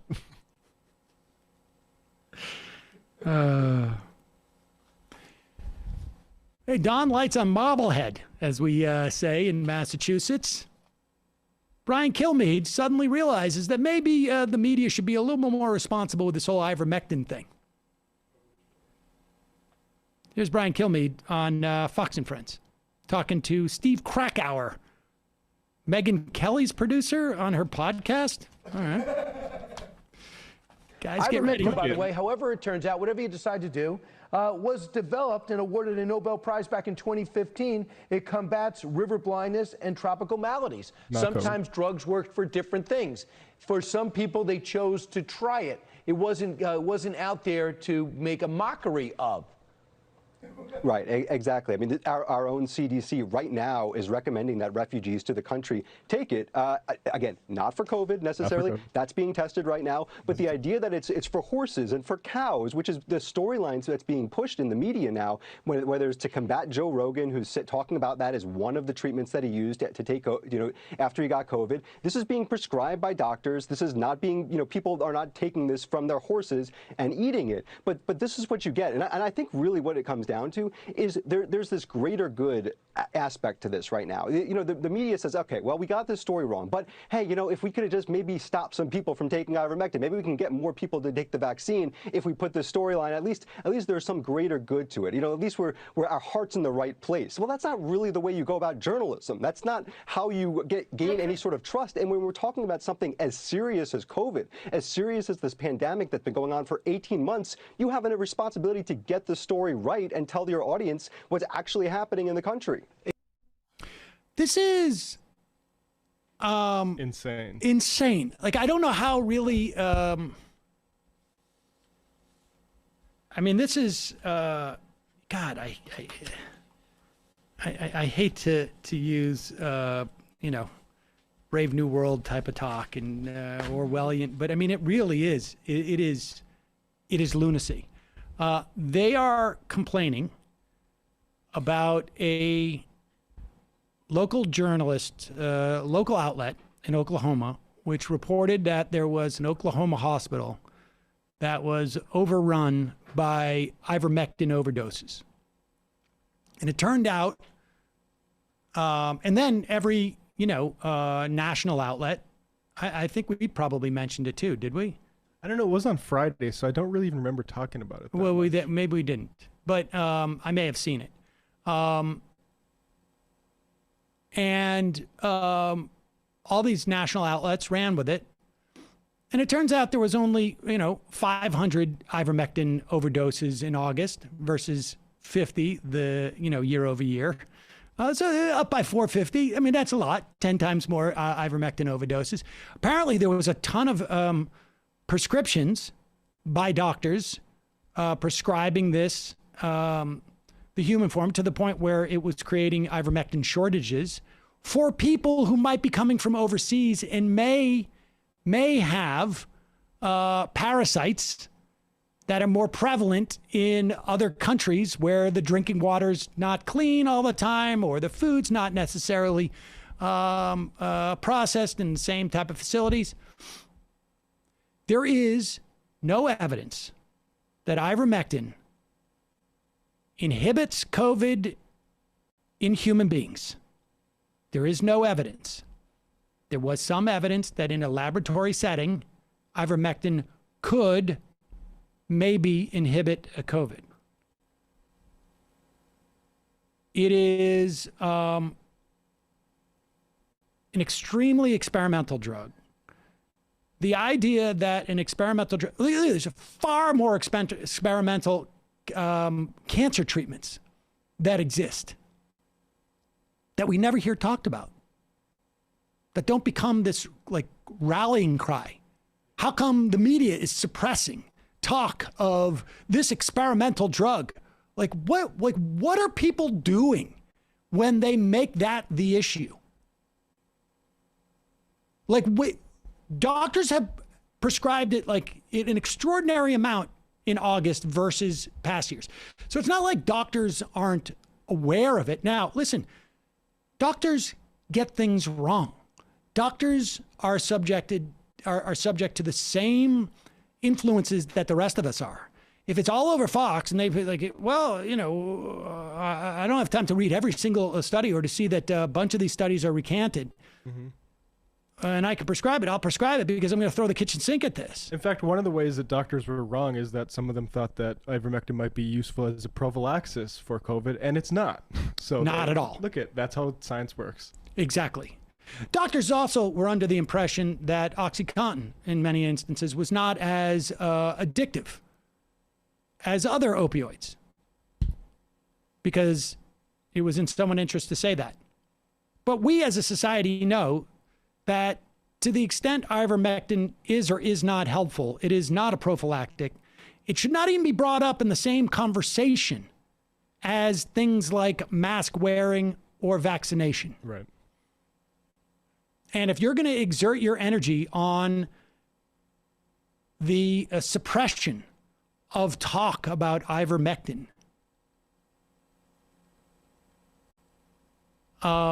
you better know exactly what it is the benefit's going to be there. Because to not give the benefit of the doubt, yes, there's a story here or there that an Oklahoma hospital, but you know, let's look at the implications of what that story were. Like, that's the important thing. That's the way you assess a mistake, even one that is motivated by sheer desire for clickbait. What is the damage done? The damage done by even doing that segment we just saw on Fox is probably far greater than the sin that they're talking about. Absolutely. Because it's going to convince people that, wait, there's a secret truth that's being suppressed. Yeah, because that's all like a lot of these people are interested in the story for. They'll even wipe their hands of, I don't know specifically about ivermectin, but this is about the media and how they, no, it's not. Like the media doesn't control what doctors can prescribe to their patients. This is about the media and the establishment. Exactly. Not wanting people to have their own solution to this worldwide pandemic. We're all supposed to be living on our own private pandemics. And all we need to do is consult our phone to get all the information we need. I'm going to do my own research. Because when I'm not a, YouTuber, or when I'm not critiquing, some general aspect of culture, or when I'm not, making the delivery of oil in my oil truck, or when I'm not, waiting tables, or when I'm not, serving or writing up a deposition, I'm also a part-time epidemiologist, and I can read into this stuff. Yeah, and it's a lie to say that people aren't going to the vet to source this stuff, because that's the real problem with peddling this in the context of a media suppression of a cure narrative, because that arms people to go to the doctor, and their doctor says, actually, though, it's not approved for COVID treatment, so I'm not going to give that to you. So then what do people do? And in this country, their market provides, so you go to the vet, because that's people can make a joke out of it, but that's a common thing that people do, because it's hard to get drugs at the best of times for in this country because of how expensive it is. So you go and get the animal alternative and try to get the dosage right somehow. And so what you're basically you're encouraging that behavior when you put it in the context of the suppressed cure narrative. And what do you think the behavior of someone who has taken ivermectin and is convinced that he has the or she has the secret prophylactic? Yeah, do you think they get the vaccine? Yeah, I don't need to mask up. I got my ivermectin. I'm good. I got my, whatever it is. Like Brett Weinstein took ivermectin on his show. The only use that could be, because he didn't have COVID at the time, was as a prophylaxis. That is absolutely like dangerous to the point of getting your audience killed messaging. Why doesn't he take a whole series of different drugs? Let's see what happens. The kitchen sink at it, like Joe Rogan. Yeah, I mean, it really is nuts. It really is nuts. And what's fascinating is to watch those people who are out pushing the ivermectin as a way of trying to get some of Joe Rogan's either attention, audience, or get into his good graces. Yeah, well, the horse paste thing is the perfect opportunity to them, because they can dip their toes and say, actually, there's a real human usages for this, and all the horse paste people are doing groupthink, and that's all they don't have to actually get into like the awful messaging. The substance. Yeah, exactly, the substance. You can just get into the meme, the culture war of it. These people are ultimately culture warriors. Absolutely. 100%. Total culture war. And they're pretending they're not. Yep. They're just choosing like a, sort of a culture that is adjacent. So this is pretty funny. Apparently Jim Jordan also has the inside dope on what Donald Trump is doing. I wonder about there's so many different explanations for why Jim Jordan would say this to someone. Lauren Windsor, who is the proprietor of the Undercurrent, she got Ron Johnson the other day to concede that Trump didn't actually win in Wisconsin. She asked another question of Jim Jordan. I don't know where this was. But she approached Jim Jordan about numerous things, and here's what Jim Jordan had to say about Trump. We're big fans of everything you're doing. Thank you. Yeah. President Trump said he's going to run again. You think so? I know so. I talked to him yesterday. He's about ready to announce after all this craziness in Afghanistan. Thank God. Yeah, like Biden should. Yeah, he said. Part of my friend. No, he said he's really bad. Really bad. So, well, thank you for coming. Thanks a lot. Yeah. Thank you. President Trump said he's going to run again. You think so? I know so. Okay. I talked to him yesterday. He's about ready to. That's the other angle where Lauren Windsor is wearing a I love that. That is American such a good flag project. hat. That just does it right there. I think she puts on a little bit of a Southern accent. Yeah. I mean, I think doing it as a white woman, I think, is probably the best way to do that. Because I think a guy, they might start getting a little bit suspicious. But Yep. We're such big fans. All right, well, then let me tell you everything I know. Oh, well, hey. Well, in that case, it's hard to know whether Jim Jordan is just trying to make himself feel like a big guy. Like, That's the sense I got a little bit. Yeah, I got up. I just spoke to him yesterday. He's ready to go. But you also wonder if, and all that could be true.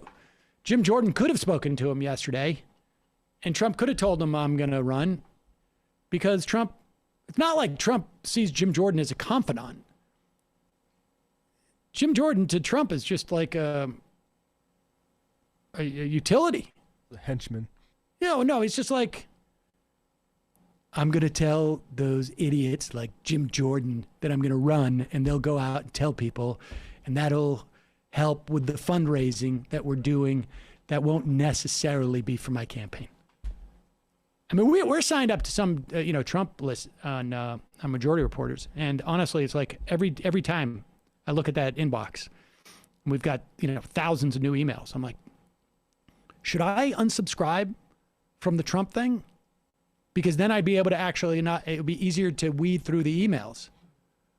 But at the same time, like, I'm getting value from understanding, like, just how relentless they are. I mean, I'm just going to go in and let's see, when was the last time we got something from Trump? I'm just going through. I'm sure they've sold this our email address about 40 times over. But let's see. Is it possible that we didn't get anything from Trump in over a day? That can't be possible.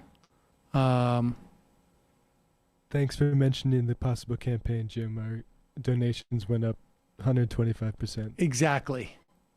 Whoa, wait a second. Oh, wait, no, I'm just at 9 a.m. I went through the first 50 and we got through.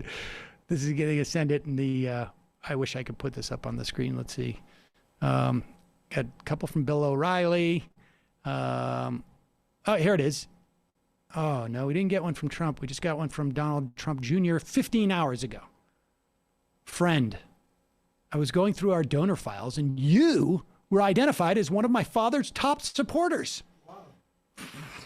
Why? Thank you.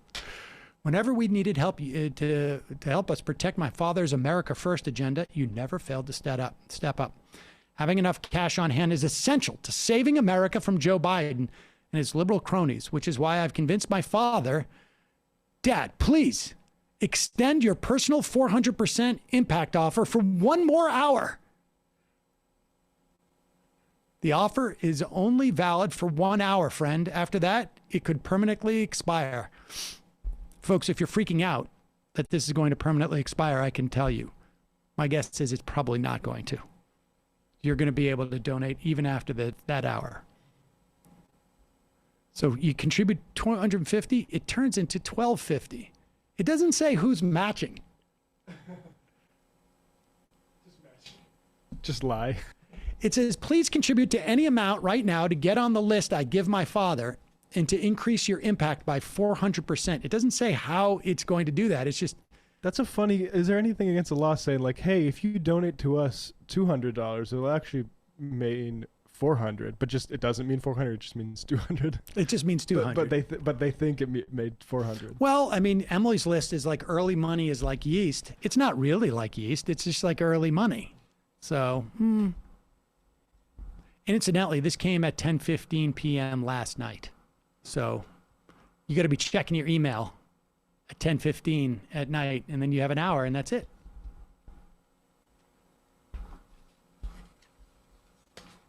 We'll see. What else should we get to on this list? Anything? I may have to take some IMs and You want to do the Abbott Elon thing? Oh, yeah, let's do that. Here is Greg Abbott on Squawk on the Street on CNBC. Again, like, you know, everybody needs to get a piece of this guy to get their little angle of it. But this is a guy, you know, who's been on TV saying that we're just going to get rid of rape. Instead of having a rape exception to our abortion ban, we're just going to get rid of rape. Just going to tighten our belts and buckle down. Listen, man, I want everybody to know rape is illegal. There should be no question about that. Coming about 6 months, you're not going to really get on the rapes. We have just decided no more rape in Texas. Starting next week. Incidentally, this is something that he said in 2021, not in, like, I don't know, 17th century. Rape is illegal. I hope everyone's clear on that. And I would like an applause for my sticking my neck out and saying that. Here is Greg Abbott on with CNBC's Morgan Brennan last Thursday. Sorry, are you saying that all of these policies are actually helping to bolster business right now? Again, people vote with their feet. And this is not slowing down businesses coming to the state of Texas at all. In fact, it is accelerating the process of businesses coming to Texas, particularly, Morgan, interestingly. They are leaving the very liberal state of California. And I got to tell you, whether it be Elon Musk, who I talk to frequently, Elon had to get out of California because in part of the social policies in California, and Elon consistently tells me that he likes the social policies in the state of Texas. Do we hear from Elon about this at all? Well, we have Elon's reply in the comments to that Squawk Box video. They tweeted it out. I don't know if you have it, Bradley. It says, in general, I believe government should rarely impose its will upon the people, and when doing so, should aspire to maximize their cumulative happiness. That said, I would prefer to stay out of politics. So, I mean, just a mealy-mouthed nonsense, and then right. Not me. In other words, I'm not involved with politics when I speak to the governor of the state on a regular basis. Right. And also the governor who says voting is voting with your feet. So by, not leaving Texas, I guess we can say what Elon wants. But I mean, what's interesting to note here is the idea that Elon Musk, who has apparently did not dispute the fact that he talks to Greg Abbott on a regular basis, does not believe he's involved in politics. My getting tax breaks, my getting infrastructure, my getting policies that make it easier for me to exploit my workers, none of these things are political. They're just my business interests. I mean, no. That's what politics is. Politics is, who does the governor work for? When Elon Musk shows up and says, I need policies that are going to make it easier for me to exploit my workers, politics is the governor saying, yeah, no. I get too much support from the unions, or I get too much support from your workers. When Elon Musk gets and says, like, I need help with infrastructure for my factories. That's politics. I need a contract from several different municipal governments to put a dumb tunnel under their city. Exactly. That's all politics. It is all politics. But that is what, many of the people on the right, and I'm sure there's some measure on the left. Well, I don't know about the left, but in the center left, they perceive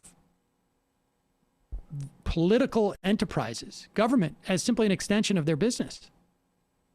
It's like, why do I sit on the board of the United Way? Well, because I network there and I develop connections with people. And so if I need, I need a friend in the trucking industry, I've got one. That guy sits on the board too. That's the way they work. I mean, and particularly in local governments, the more local you get, the more it becomes that way.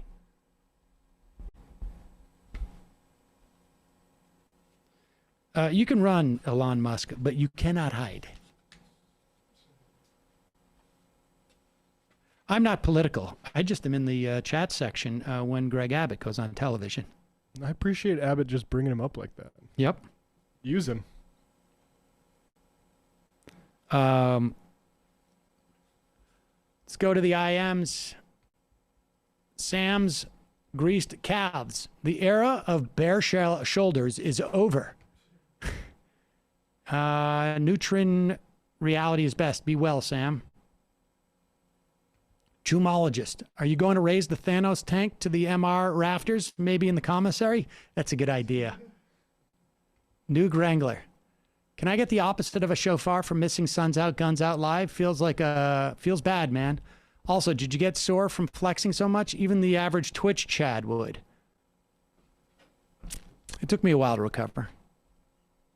I hope Trump doesn't run again. I have too much money on AOC versus Ivanka, 2024 outcome.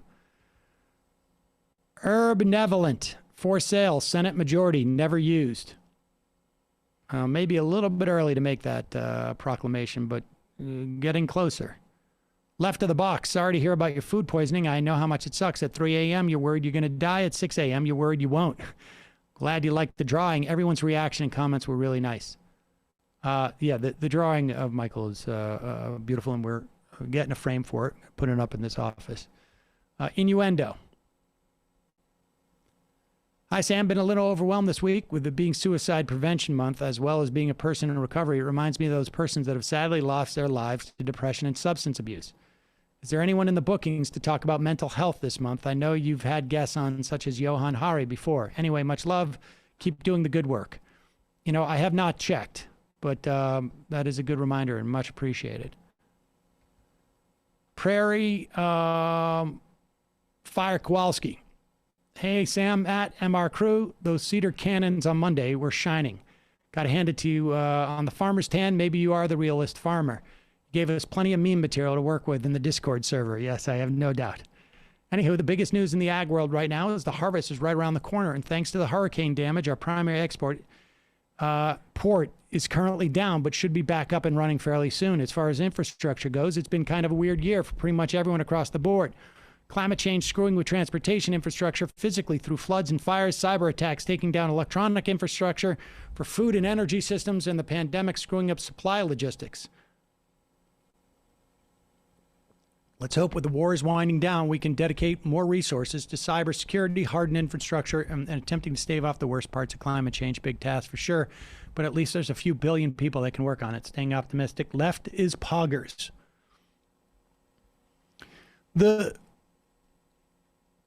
It's surprising that we don't hear more about the supply chain situation. I met somebody who was I mentioned this, I think, a couple months ago. I mentioned somebody who was a shipping container broker, which you don't meet every day. And she had told me over the course of the summer that like a $2,000, I think it was, I think she said $2,000 to $3,000 charge for a shipping container, like a rental, was now like $22,000. Because she said, in particular, it was PPE, but there were other things that were sent to destinations they don't usually go to places where they aren't necessarily high exports. So they have no use to pay the shipping fee, the container fee. And so there's no way to get them where they're supposed to be or where they normally are. I mean, that's basically what it, I mean, that's not the only thing that's causing inflation, but it's all stories like that. There's a book maybe we should try to get called Sinews of War and Trade, Shipping and Capitalism in the Arabian Peninsula by Leila Khalili. I'll put that in the book list. That sounds good. Judy Ruliani, do you live at work, Sam? Sometimes it feels that way. Max and BK. Hey, Sam, can we get an official MR definition of culture war as used on the show? On Friday, culture war was used as a bunch to discuss abortion, but then material benefit was used to discuss health care. I think the label of culture war is often used on the left to obscure or dismiss the material aspects of certain left-right disputes that may not universally impact people. I think for the right, it is a culture war. There is no material benefit that you can gain by preventing abortions. It's just not. I don't think that there I don't think that there's, I mean, it became an issue largely because Paul Weyrich, I think it was, and the moral majority, Jones University, what is it, was going to have its tax-free status stripped by the Carter administration because Doug Jones, is it? Because they weren't allowing integrated campus. And that was a hard thing to get Christian conservatives worked up about. And so they basically adopted abortion as a mechanism. It is a culture war in that regard. Yeah, it has material impacts, but I mean, it's also like you look back at history, say the English Civil War in the 1600s, doesn't become dominated by like the levelers or diggers. It's ultimately the sort of religious parts of that struggle that become emphasized. I mean, that's how I kind of look at it. Like, these are all sort of downstream of that. And when you come from just like political economy questions to these sorts of should we believe in the Trinity or something like that, then they're related in that they show up often like sort of more heated environments at the same time. But I think that's divide. Like the ivermectin thing, right? Like making it about horse paste, that is about a more cultural issue than the thing we could be talking about, which is about like publicly providing vaccines and making sure like, oh, if you do have either COVID complications or vaccine complications, you're covered because now we have a Medicare for all now or something like that. Right. Or we're subsidizing your missing a day from work or something like that. I mean, it's a material benefit issue for women, obviously.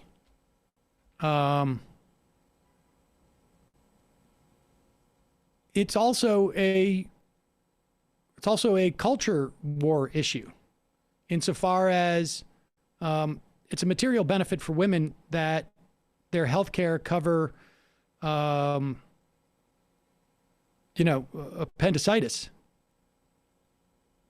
But it's also a culture war issue insofar as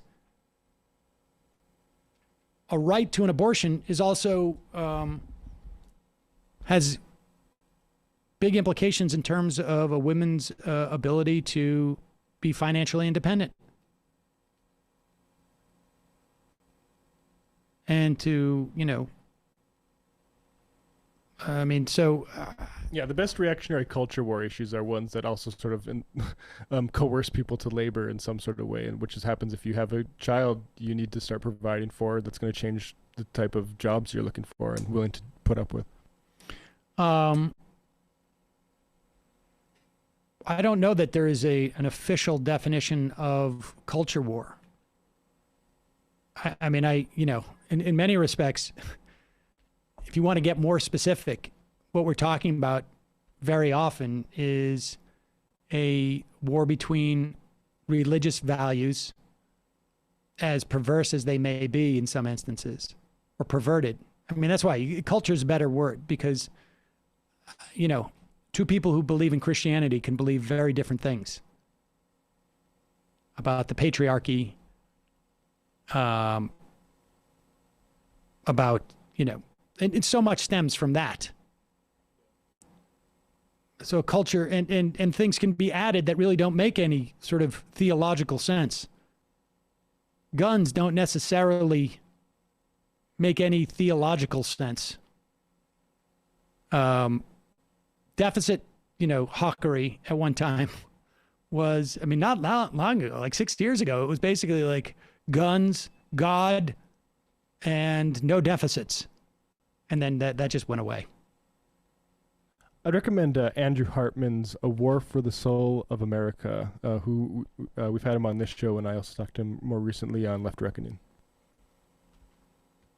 Will from Indiana.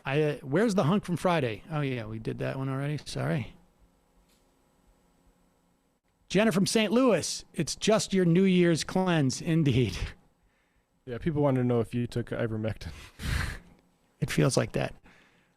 Quinn from Indianapolis. Sun's out, runs out for Sam today. Okay, I got it.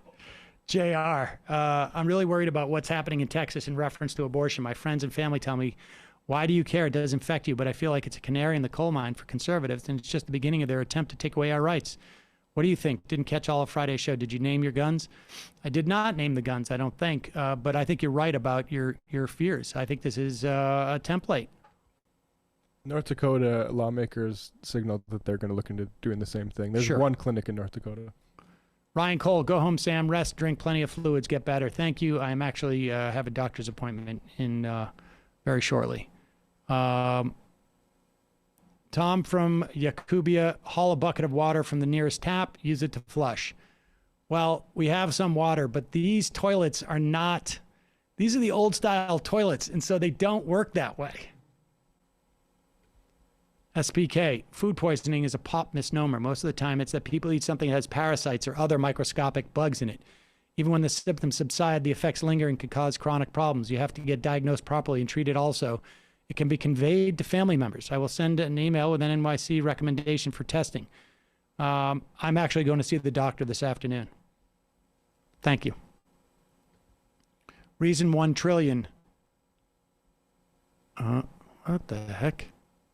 Reason 1 trillion for university pre-K. COVID plus outbreak among 3 to 5-year-olds in Westchester, where there is no public option for pre-K, and a significant shortage of safe childcare options. Private PK was able to pick and choose which COVID guidelines it was going to follow. Vaccinated teacher mandate, yes, unless the teacher claims they're immunocompromised and is waiting for their physician to give them the go-ahead. Quick CDC search that individuals should be figuring out how to get their third shot, not their first. Testing of unvaxxed teachers, too expensive. We found out just how free testing is after the outbreak. It's just inconvenient.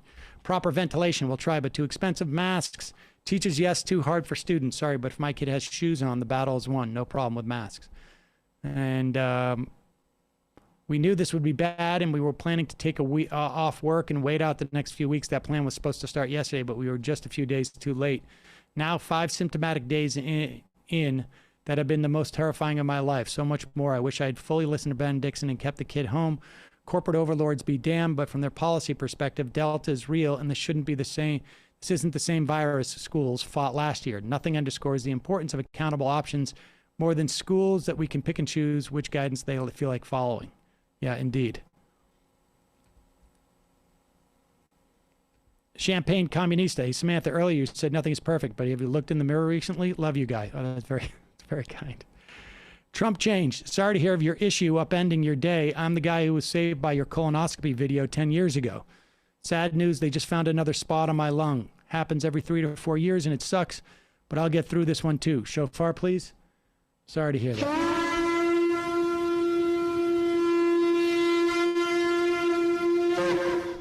Juicy. Sam, I got food poisoning over years ago after dumpster diving for leftover 7-Eleven hot dogs. Was that you behind the 7-Eleven in Williamsburg on Friday night? That was not, no.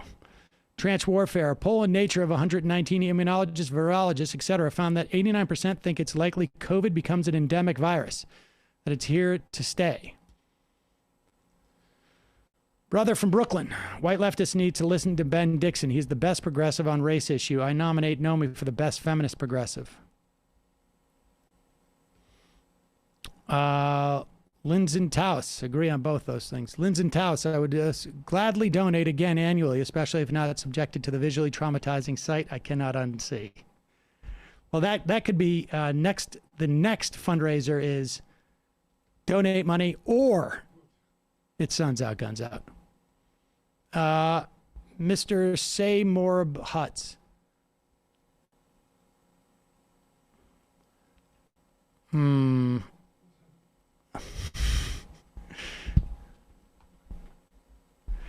I think it's Mrs. Seymour Butts is really the...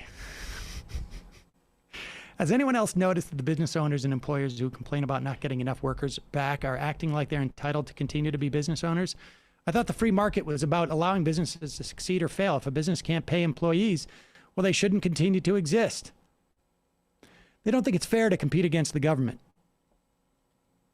Incidentally, we've already talked about there's no data that showed that states that cut back on their unemployment had an increase in employment. People are afraid to go back to work, or they realize, like, that job sucks, and I don't want to go back to work at that place.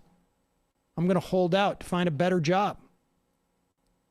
And then if you feel like, well, that's the problem with government largesse, that it's empowering people to not get a job that they don't hate, then maybe we need to start thinking about that dynamic a little bit. Yeah, why that sort of latent coercion through deprivation is required to make the system work. If $300 a month, or excuse me, $300 extra a week, and that's on the high end, right, is making people think like, hey, I don't want to work at that crappy job anymore. And maybe we need to reevaluate the system in which that $300 a week makes that much of a difference. Like, we're sitting here immiserating all of these people enough over $1,200 a month. We can eliminate those expenses pretty easily. We don't have to give them that money. We just decommodify healthcare for children. We give we help out and provide UPK for everybody. Maybe free daycare. And we subsidize housing in a couple of different ways. Bingo, bango. Then we'll have then, I mean, this is the invisible hand of the market, isn't it? People are just, they have a different baseline. There's a baseline. It exists. The question is, what's it going to be? How much deprivation are we going to ensure that people have in our society? That's just a choice we make. That's all. It's just a choice. I just love to live in a society where I go out to get food and I know that the person serving me is there because they absolutely need to, and they hate their job and they wouldn't be there except they need that money to eat and to like live their life. I love that. White communist. Sam is a victim of food poisoning, but somehow neglects to mention the connection to salmonella recalls at corporate agribusiness meat processing plants. Sam Cedar in bed with big sausage. I'm going to tell you this, though, Sam. I don't care how bad your stomach hurts. You're going to put on that skimpy top again and dance for me like your life depended on it. And to arch your back next time. That one got a little bit creepy. Avalon Garcias. Come on, Sam. We know you took ivermectin after Friday to turn from a hunk to a stallion. Huge ass. Sam, is Elon Musk the new left-wing entrepreneur, billionaire character that you've made up without telling us? It's pronounced Elon. Elon, whatever. Comrade Tony, Sam and Matt, either of you care to weigh in on the Brianna Joy Gray versus Talia Lavin debate on befriending Nazis? I'm sure Sam can attest, but it seems like Brianna has gone down the dumb left path, and it's incredibly disappointing. I don't have full awareness of what that's about. Yeah, no, I don't want to comment on it.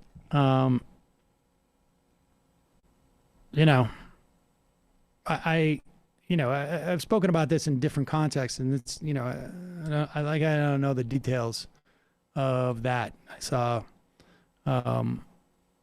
some tweet by Bree in, I don't know, comparing the implications of Nazism versus the implications of white supremacy. I feel like that's not something that you really want to try and convey in a tweet.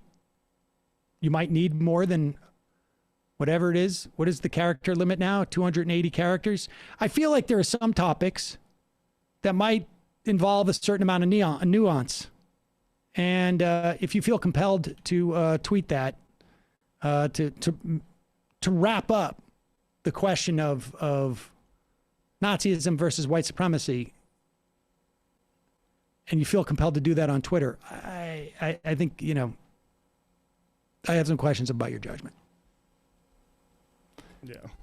Attorney Andrew, two thoughts. First, ivermectin, hardly even newer. Second, best horse player in history, Alan Ivermectin. All right, I'm going to read 10 more of these and then we'll get out of here. Have you read your email? 28K, how awesome is this community? I agree with you. We're going to leave up the GoFundMe for another day. Rabbit from Boston, I like having a couple of beers at the airport before a flight as well. Right Wing Kowalski. Hello, Marxist Report with Commissar Cedar and Comrade Leck. Thought you'd like a report from Real America. Been a great week for freedom in America. Great state of Texas took family planning out of the hands of hormonal pregnant women and into the safe hands of our government. This will free women from having to make choices. Glad to be living in God's free country. Tragic news, the Biden's defeat in Afghanistan will be a disaster for women's freedom. Can you imagine living in a country where women are second-class citizens, living under a fanatical religious government with an arbitrary social system to maintain patriarchal society? Truly a unique tragedy in the world. Trump 2024, impeach Biden, bless the troops, no woke military, annex Canada. That's pretty good. You're on to something there.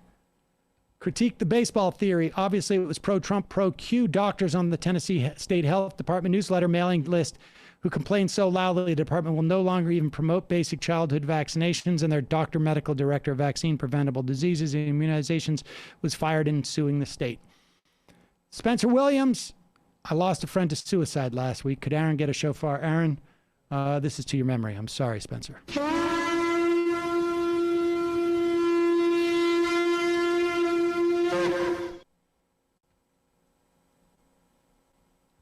Salty Line Cook, hey, Sam and crew, glad you're back. My girlfriend is a manager at a major medical diagnostic company. She was scrambling for months trying to purchase biohazard containers due to resin shortage. She ended up ordering from Amazon. Bezos wins again. Get well soon. Ish. All right, 4 more of these. Brendan Stand for life. Sam can have literally any of my organs that you want. Thank you.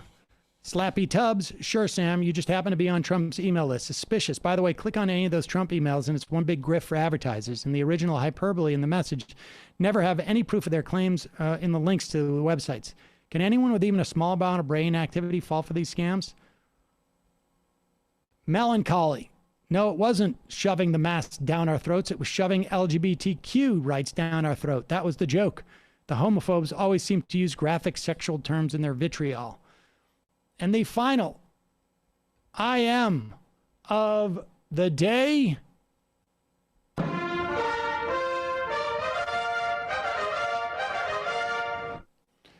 Can I get a DJ Cold Case? Can I get a birthday shofar for Discord user Ophis? He's a toxic Bernie bro for having the same birthday as Bernard Sanders, but deserves recognition for cheating death several times in recent years. Ophis, this is for you.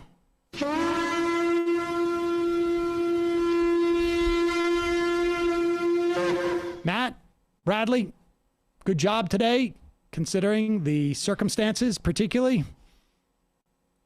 See you folks tomorrow. It might take all the strength I got to get to where I want, but I know somehow I'm gonna get there. I wasn't looking when I just got caught between the truth and